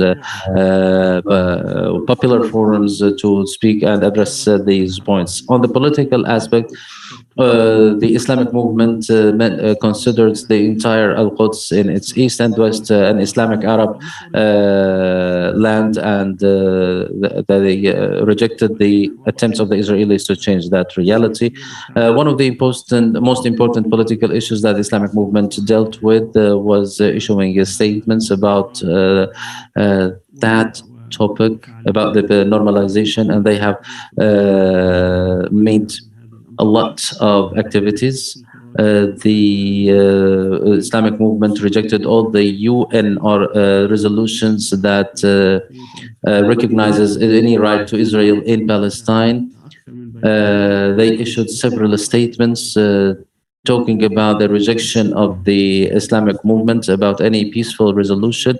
They rejected all the settlement projects offered to the Arab countries, including Madrid Accords and the Oslo Accords, or the Madrid peace talks and the Oslo Accords. The Islamic movement also rejected the official activities that lead to economic normalization or any kind of normalization that is taking place, that like recently with the UAE, Bahrain, and Morocco. And they also rejected the deal of the century that was announced by Trump, and rejected the legitimizing any settlements in Palestine. Then the relief topic, the Islamic movement worked intensively on that topic, and they had scores of activities to provide relief and aid for the people in Gaza, and it worked with a number of associations that work on supporting the Palestinian people. The sixth aspect is the media one, and the movement has worked on that on different topics, including newspapers, TVs, and social media means, and their coverage, of course, addressed their understanding of the resistance and supporting it and the sacrifices that it made. He also mentioned that the challenges about the Palestinian topic, he mentioned 5. The first one, or the most important ones, was the signing of Jordan of the peace accord in Wadi Araba, and that it was a turning point with their relation with the regime. The second challenge was that the Islamic movement lost a lot of their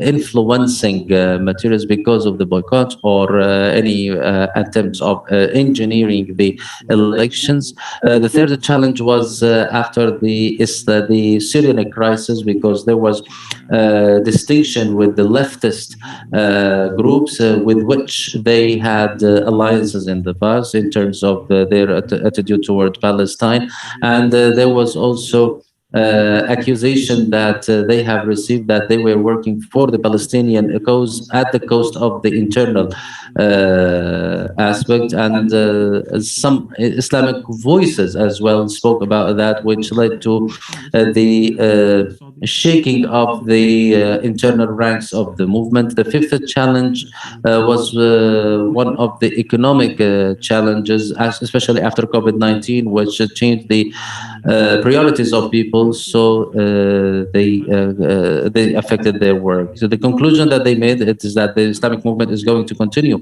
the support of the Palestinian people, holding the responsibility of that in Jordan, and that it will take more priority in their work, because it seems that the political reform in Jordan is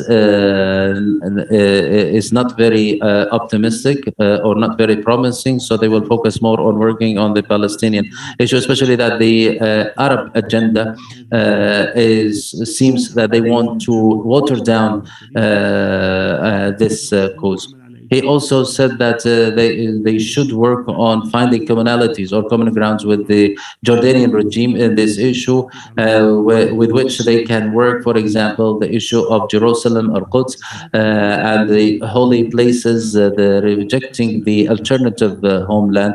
And he said that the Islamic movement should monitor the updates or developments in the region and see what changes might happen to the international or the world order, which might lead to a new world order that might be useful or benefited from for the benefit of the Palestinian cause. Thank you very much. I would like to thank all the speakers. The papers are presented now. We have two comments. The first comment will be by Dr.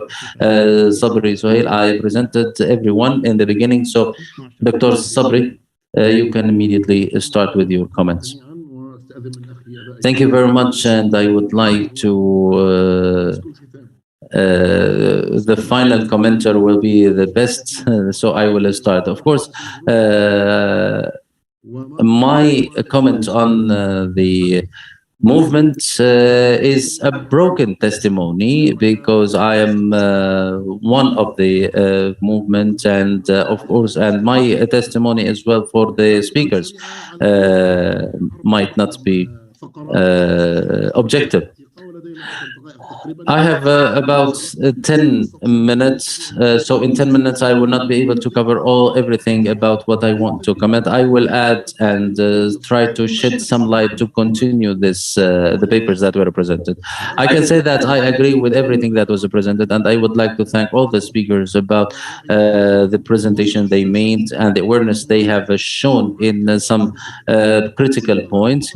This also applies to my evaluation, my humble evaluation about the Islamic movement, that it adopts itself and try to develop itself all the time. That doesn't mean that there is no mistake, there are no mistakes, but it means that they are reviewing and revising their work, and they are trying to adapt to the changes that are happening.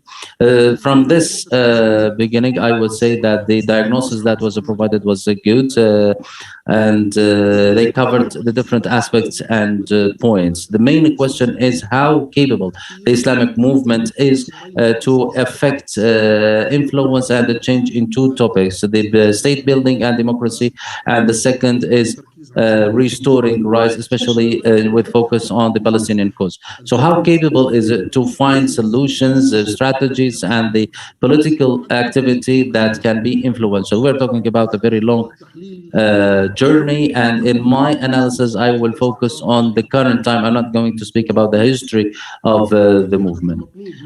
Has what is demanding happened in the political ideology and performance of the movement? Just as an example, and I can't cover everything with the time allocated, in the partisan and the political work in the Islamic movement, or in its political wing, if that is appropriate, that they are trying to get to the majority and to governance in order to make reforms in the economics, in politics, and to liberate Palestine. But what the criticism for them is that there is difference between the statements they make and their performance on the ground. So the issue of change and reform and supporting Palestine requires more effort and more implementation and on the ground, rather than what we see in their work. The Islamic movement,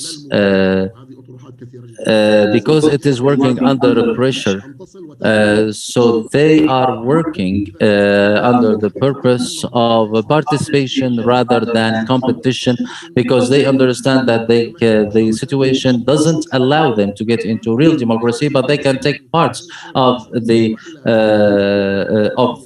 powers. So it brings us back to what do they want? Do they want to be part of political reality and the political formula, or do they want to affect the interests of, or to serve the interests of the people? Of course, I'm not going to analyze how sound or how appropriate, or whether it is right or wrong what they're doing, but I'm talking about the theory and application on the ground. Number two, we have seen the limited constraints on the movement and the poor constituent support that they have, and some differences between what they say and what they do. There are problems in the vision and the strategy and their role as a political actor, away from the overlap between the da'wah aspect and the activity in the students. But the problems that they have faced in the political aspect led to a lot of problems. And once again, I would like to say that the Islamic movement is capable of differentiating or separating between the political work and other aspects, or this is a question.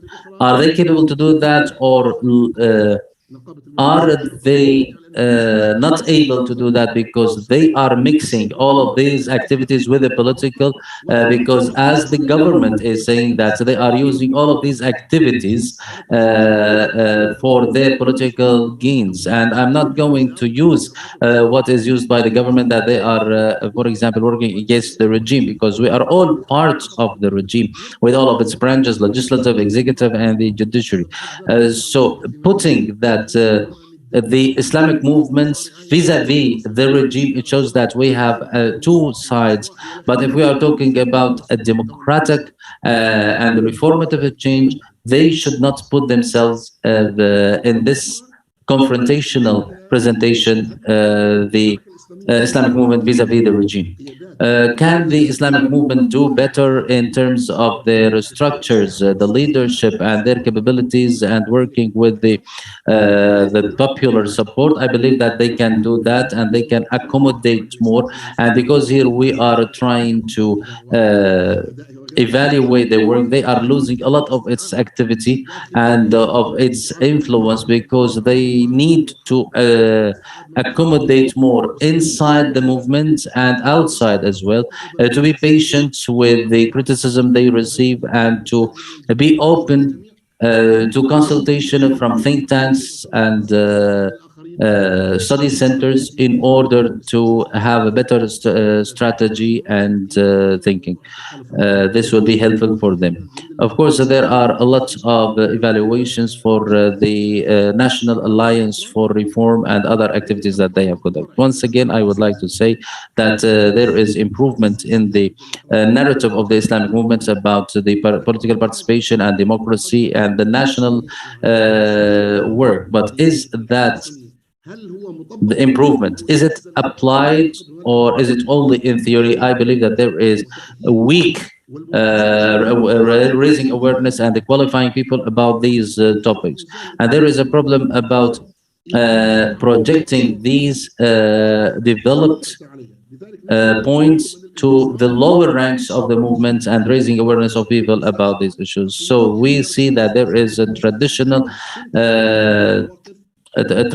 understanding, traditional ideology that leads to problems or differences between the demands of a new modern state and the traditional education that those who belong to the movement, that who are always being taught about the Islamic Islamic source of the governance, and the Islam is the solution, and the caliphate, and all of these points. So there are differences between the Muslim youth and the other liberal people who are calling for modern people.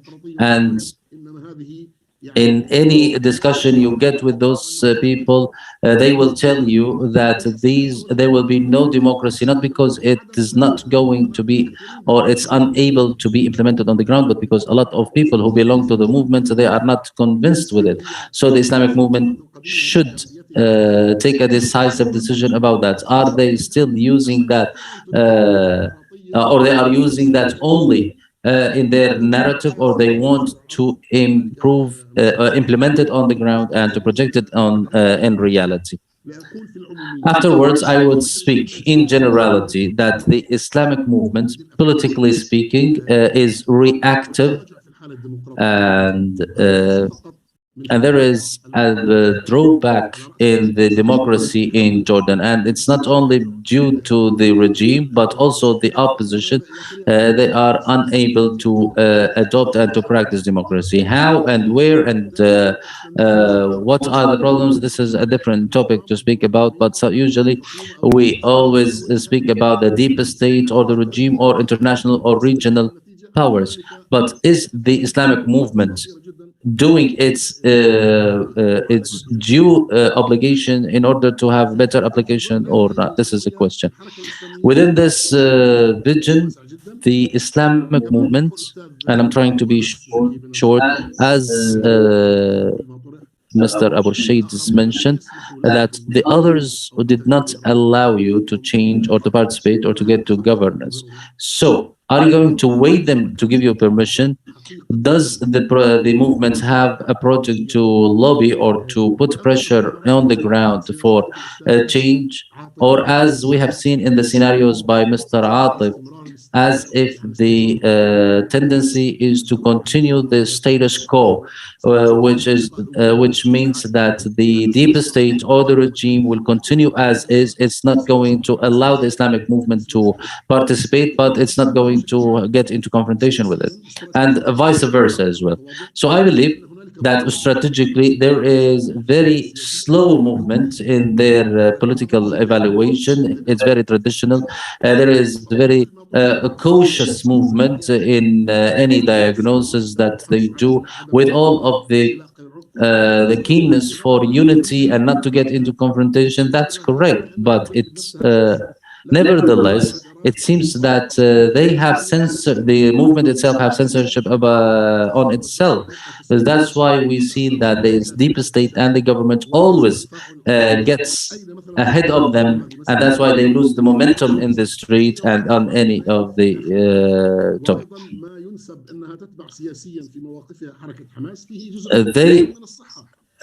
So they are very slow internally, and with the accusations that they receive that they follow the suit of Hamas, it is correct as well, because they are slow also and their work is reactionary. So the political reality has its own aspects. So why they don't have, for example, provide their own vision for the solution of the political for the Palestinian cause, for example, to have a full unity between the Palestinian and Jordanian people.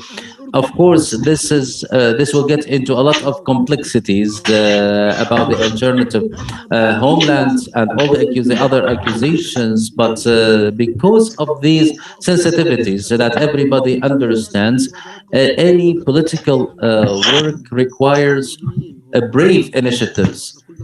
And we have a lot of people whose origin is from the east of Jordan, so to speak. I believe they might be even more brave when we speak about Palestine as a Jordanian cause, not as a separate cause. But how this initiative can take place, there is waiting for Hamas for anything to say whether the time is right for this initiative or not.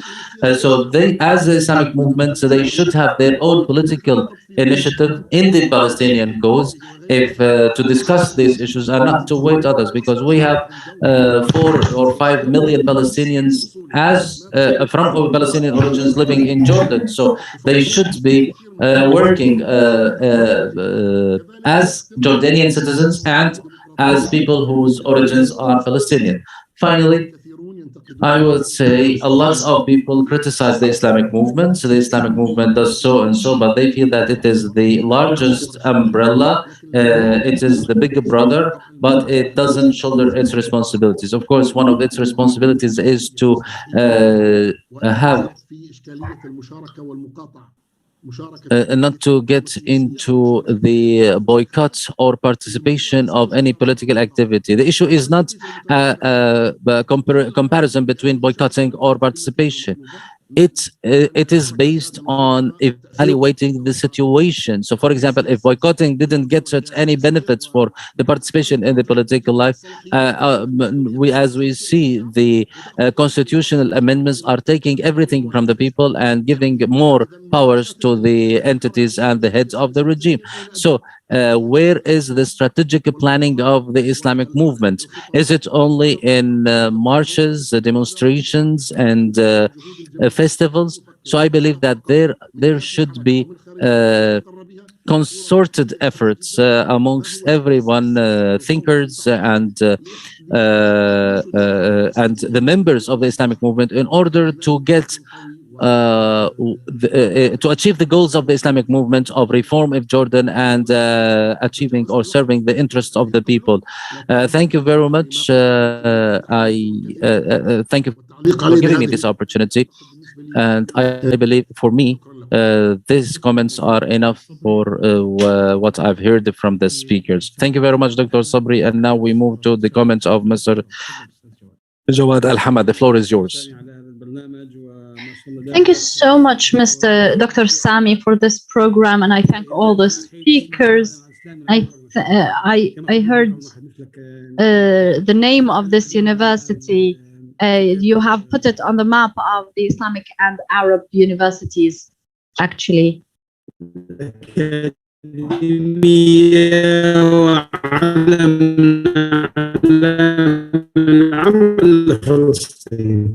منذ شبابك وأنت صغير وهذا رد على الصبر على طول يعني. The sound is so ما قدمت صالحا وقدمت بشكل مميز وعميق ما كان ينبغي أن تقدم فيه حسب عناوينها. ما ذكر الأخ صبري خواطر متعددة يخاطر بها الكثير من الشباب ومن الناس، لكنها بعيدة عن الواقع، بعيدة عن الحقائق. Of course, there were many ideas that were apart from realism, talking about values and away from objectivity. So Mr. Sabri can have his own way, but I will have my own. I thank all the speakers, and I have to salute you for the effort in all of your papers. In my opinion, they were very good.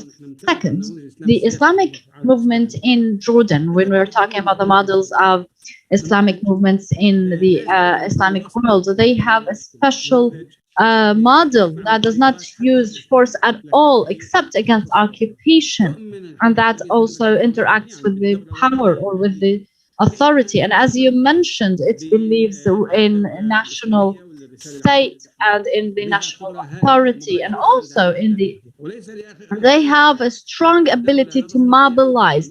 Even the state cannot mobilize as many people as the Islamic movement, and actually the state has asked the Islamic movement to mobilize people in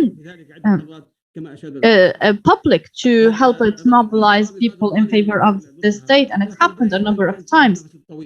And they work on a strategic level and the long run, so they effect change without prejudicing the general strategy of the state. And they have their leaders, thinkers, female leaders, and also economists, and they are very active and most credible probably in the Jordanian society, not because they have special specifications, but because they have a comprehensive project that appeals to the needs and relates to the needs, direct needs of the Jordanian people. Actually, the strategic level and the practical practices on the ground and involvement in the community is very active. But there are, of course, the political decisions, such as boycotting elections at one point or now. So this is a temporal decision that can be right or wrong, but not an ideological position. But their general stance was involvement in the state. So they are not peers, or they do not confront the state, but they are part of the political arena. As for the convictional and ideological balance with the social and political, I believe that in Jordan stands out very much.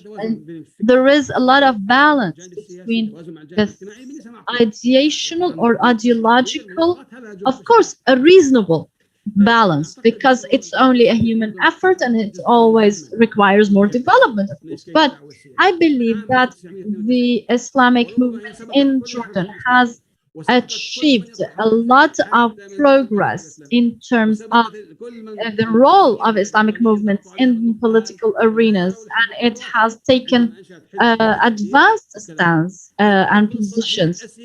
So the overlap of political powers took some time to be clarified, and that's only normal. But today we talk about two different trackways, which is the da'wah and the political side. Of course, they overlap naturally, but so we don't have da'wah without a charity or politics. We don't have politics without da'wah and charity, etc. It's at the end of the day based on the same convictions, but they have institutional separation. So that's actually the necessary separation. Apart from that, we will have liberal Western ideology and not Islamic movements. As for their stance from the Palestinian cause, I don't believe that any other party in Jordan works as much for Palestine as the Islamic movement. You can look at statistics, you can look at sit-ins, at movements, at marches, nothing meaningful except for that staged by the Islamic movement. The Palestinian people are mainly supported by the Islamic movement. When their power plant was struck, the head of the Brotherhood went at midnight to stage a candle vigil in solidarity with the Palestinian people, and that mobilized public support rather than the other way around. So why should we deny them that role? So how can we say what have they done for the Palestinian cause? They are proactive in this cause. What is also important is that this Islamic movement in Jordan is not just a backer of Palestine. That's not accurate, not true.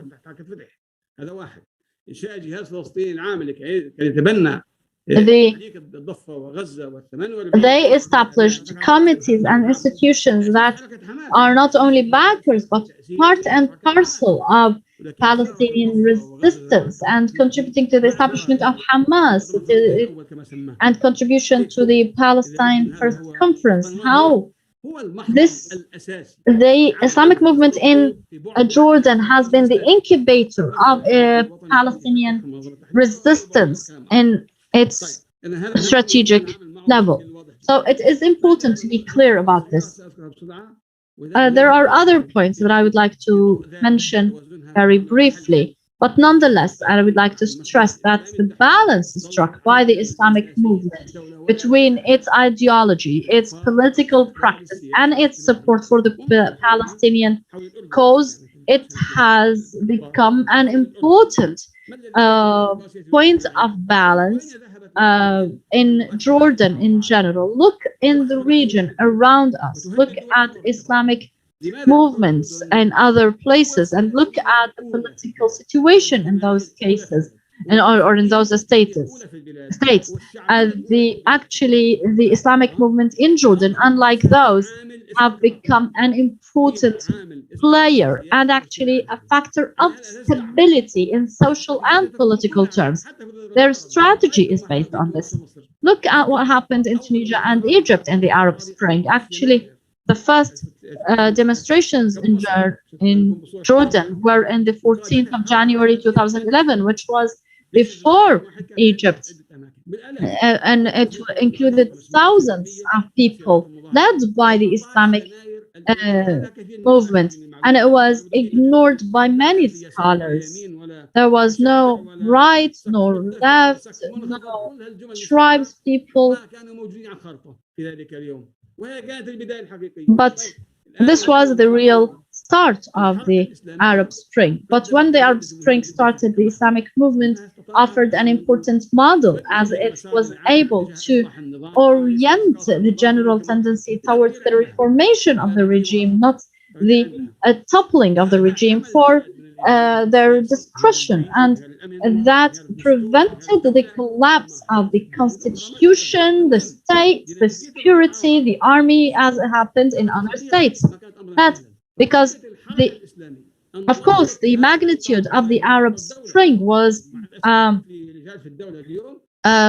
magnificent, but the Islamic movement was able to manage and control the dynamic situation and the fluid situation under the Arab Spring to orient the people towards reform rather than toppling of the regime. And this is very important to recognize because it affected the tribal setting, the political parties, and everybody. No political movement is done without the significant role of the Islamic movement. So the Islamic movement in Jordan is rational, as my colleague mentioned. It progresses continuously, it's balanced and interactive with its surroundings, and it balances its dawah, political and charity work. And in Amman, we had this forum about the political stance of the Islamic movement in Jordan, and it offered an important developed position, not in terms of having using their own dynamics and their own interests. No one would work in politics with complete sacrifice of or self-effacement. Those who would work in politics have to make calculations about what the cost versus the value that they are gaining, or the cost versus the gains. As for the future, I will here propose my own point of view. Atef, actually, all the papers were very much distinguished and outstanding, and I would like to say very frankly that those papers have given me an impression better than what I expected, although I already have much appreciation for my colleagues. So I thank you so much for this. But in terms of the future prospects, I believe an important transformation would take place in terms of the expansion of the relations between the formal side and the Islamic movement, because any movement in the reverse direction have several times caused problems. Now, all attempts that were to crush the Muslim Brotherhood or other Islamic movements have failed. Let's look at the tensions introduced by some reverse forces or powers. It all caused adverse impact on society and on the state, and I believe that the Islamic movement will continue and move forward and will grow only stronger. Any elections in which the Islamic movement participates, they take advanced positions. But the reasons that may cause some relapse are, first of all, the reasons why there can't be any relapse is that the Islamic movement is an important point of balance that is indispensable for the state itself. And because there are no alternatives as well for the conservative community? Where is Zamzam and the other defectors or dissidents? But you will find that there are only figures with some confusing ideas, but that despite all the efforts have not been able to replace the mother Islamic movement. The Islamic movement in Jordan continues to be the Islamic movement in Jordan. That's not in theory. We're talking about the facts and realities we have observed over the past 30 years of political, social, and ideological work.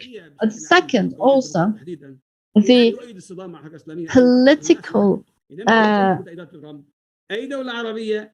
political system in America and the United States, even under Trump's administration, does not prefer a full confrontation with Islamic movements and Islamic parties. That's not true. On the contrary, but they are scared of them taking power, although they have shown, the Republicans showed that they may deal with an Islamic leadership when Morsi came to power in Egypt, but it did not continue. So, but in any way, this relation between the Islamists and the state, they don't want to break it. And we talk with the Westerners all the time.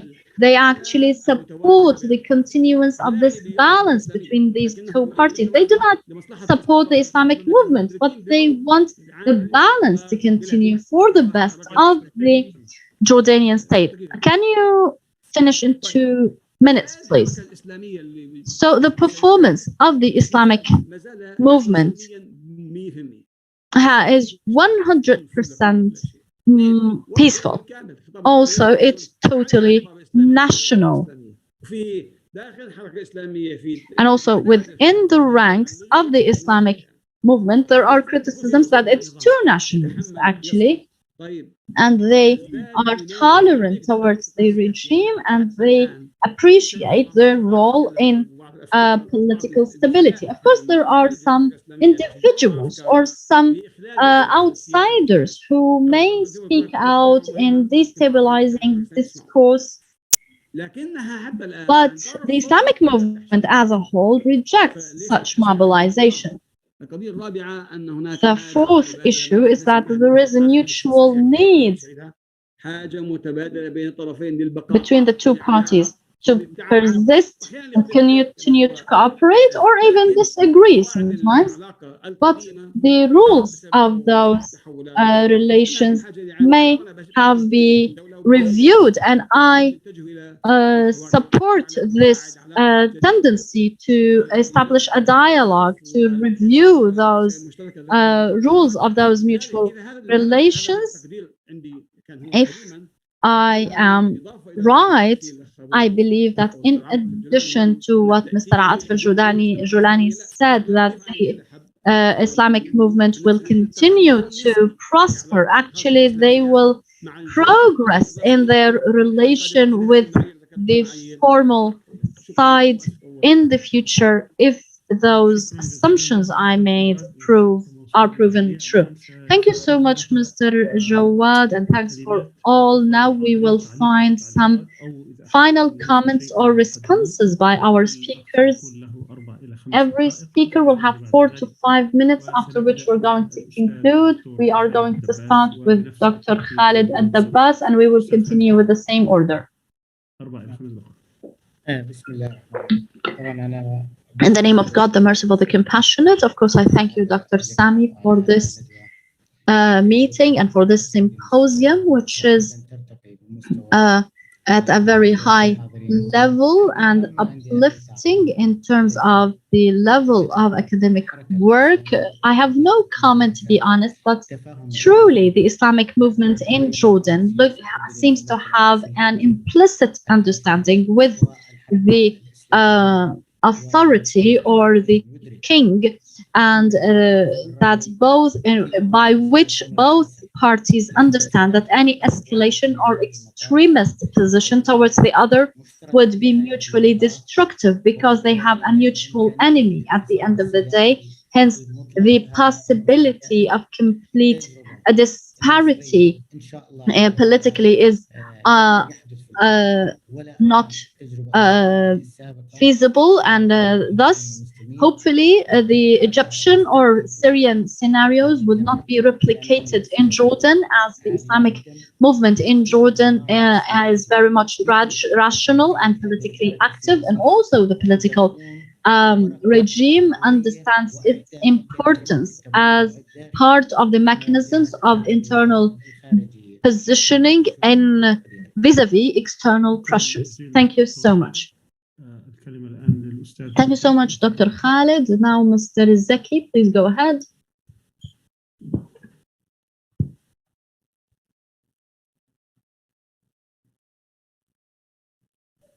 لا نسمعك. Mr. Zaki, we can't hear you. You're okay. Can you hear me now? I would like to once again thank you. No, we can't hear you really. Are you on the Arabic channel? Would you please? Okay, would you take another speaker while I set up my call in this case? طيب قبل ما هو يرتب الامر ممكن الاستاذ عاطف يتحدث. دكتور Yes, Mr. Atef, you can go ahead, but Mr. Zaki, in the meanwhile, please go to the interpretation button, take the Arabic channel and mute original audio, but in the meanwhile, Mr. Atef will speak. Thank you, Dr. Sami, and although I was a participant in this symposium, I also benefited a lot from the ideas pointed out by my colleagues. I don't have many things to add. I have taken note of the feedback of Dr. Sabri, and at the end of the day, it's his own evaluation, and also Dr. Jawad's in terms of the evaluation of what I mentioned in my paper in general.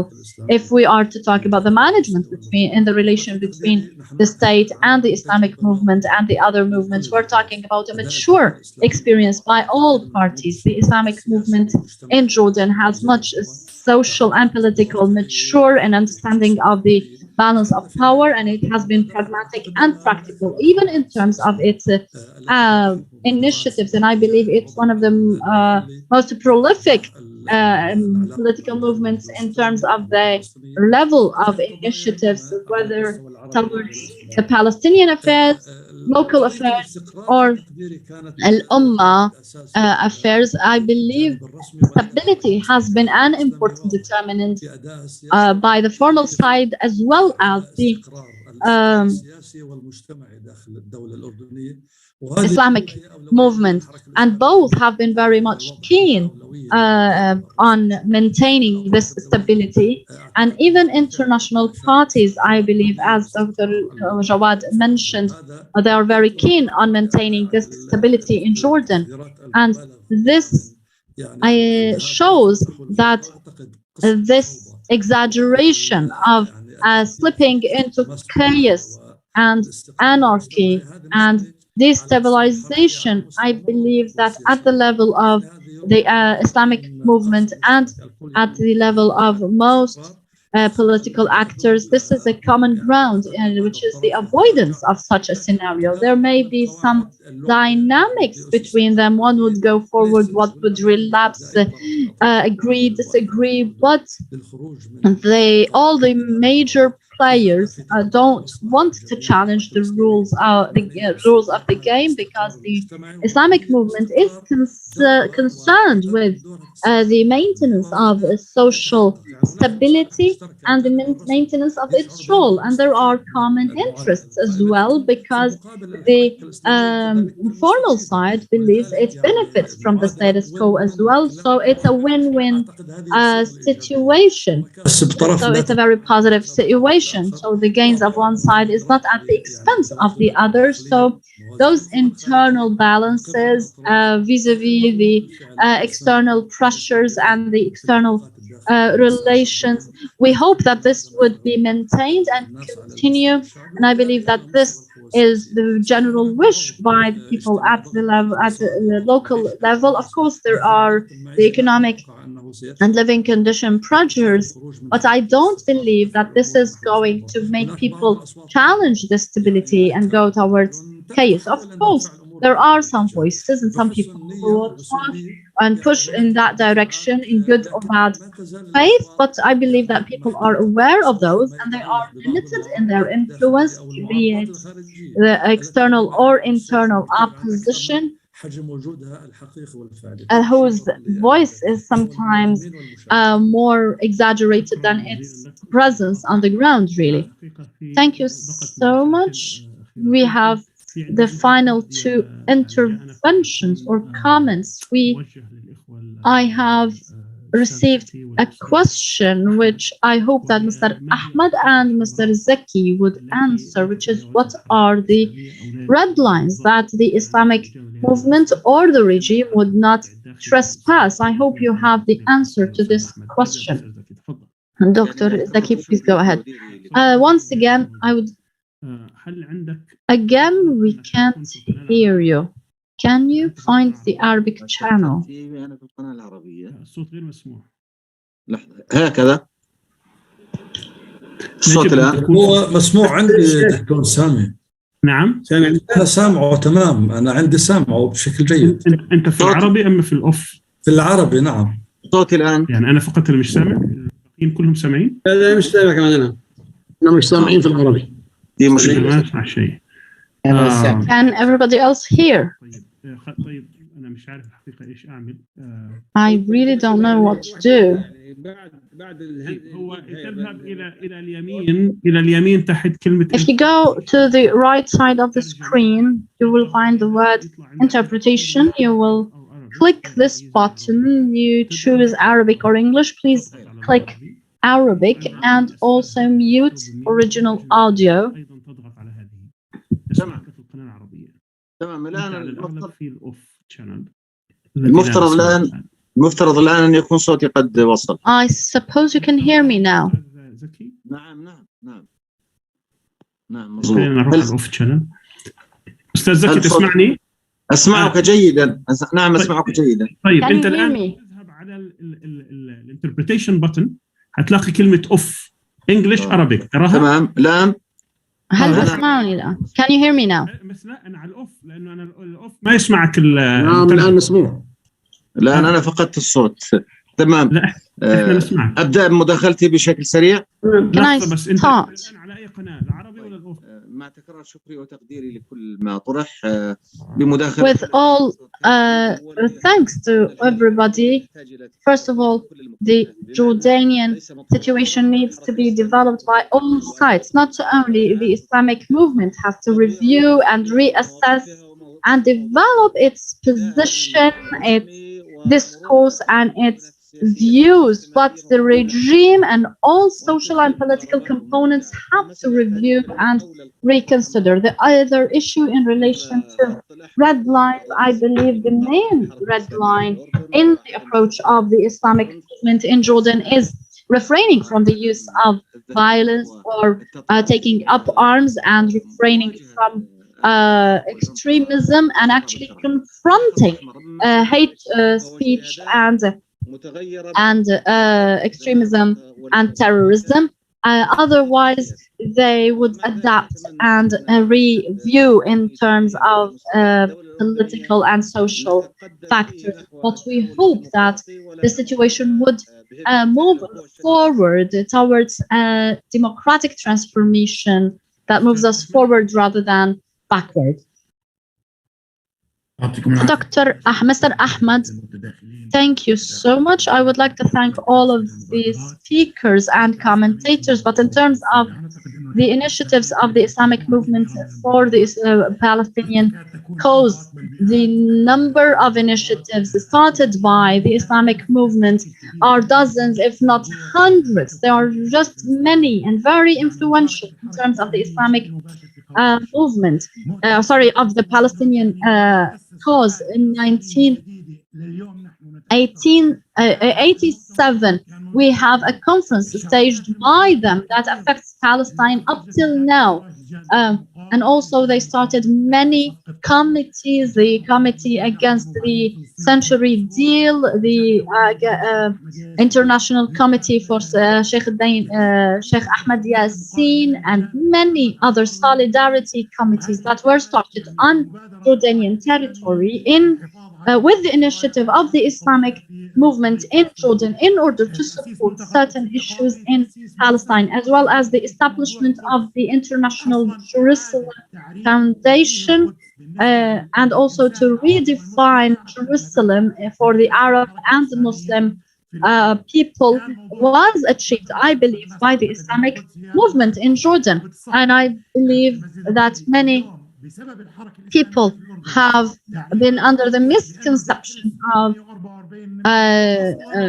not knowing exactly where Jerusalem exactly is and where it lies, and this was corrected by the Islamic movement. And also the Islamic movement constantly reviews its position in terms of the extension between, or the relation between Jordan and Palestine, and they look at those positions from the point of view of the interest of the Palestinian people and the Palestinian cause. Thank you so much, Mr. Ahmad, and also I would like to thank all of our speakers and commentators, Dr. Atef Jolani, Dr. Ahmad Barakat, Dr. Khaled Aldabbas, Dr. Zaki, Dr. Jawad Alhamad, and I would like to thank you all and remind all of our speakers and attendees that we will have another symposium tomorrow at 7:30 in the morning, Greenwich time, on Iraq.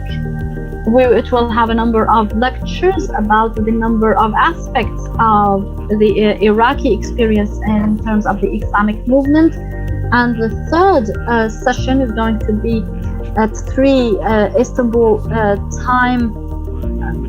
It will be about Kuwait, and on Sunday we're going to have 2 sessions, one about the United Arab Emirates and the other about Saudi Arabia. I hope to see you all, so we all benefit from those experiences and learn.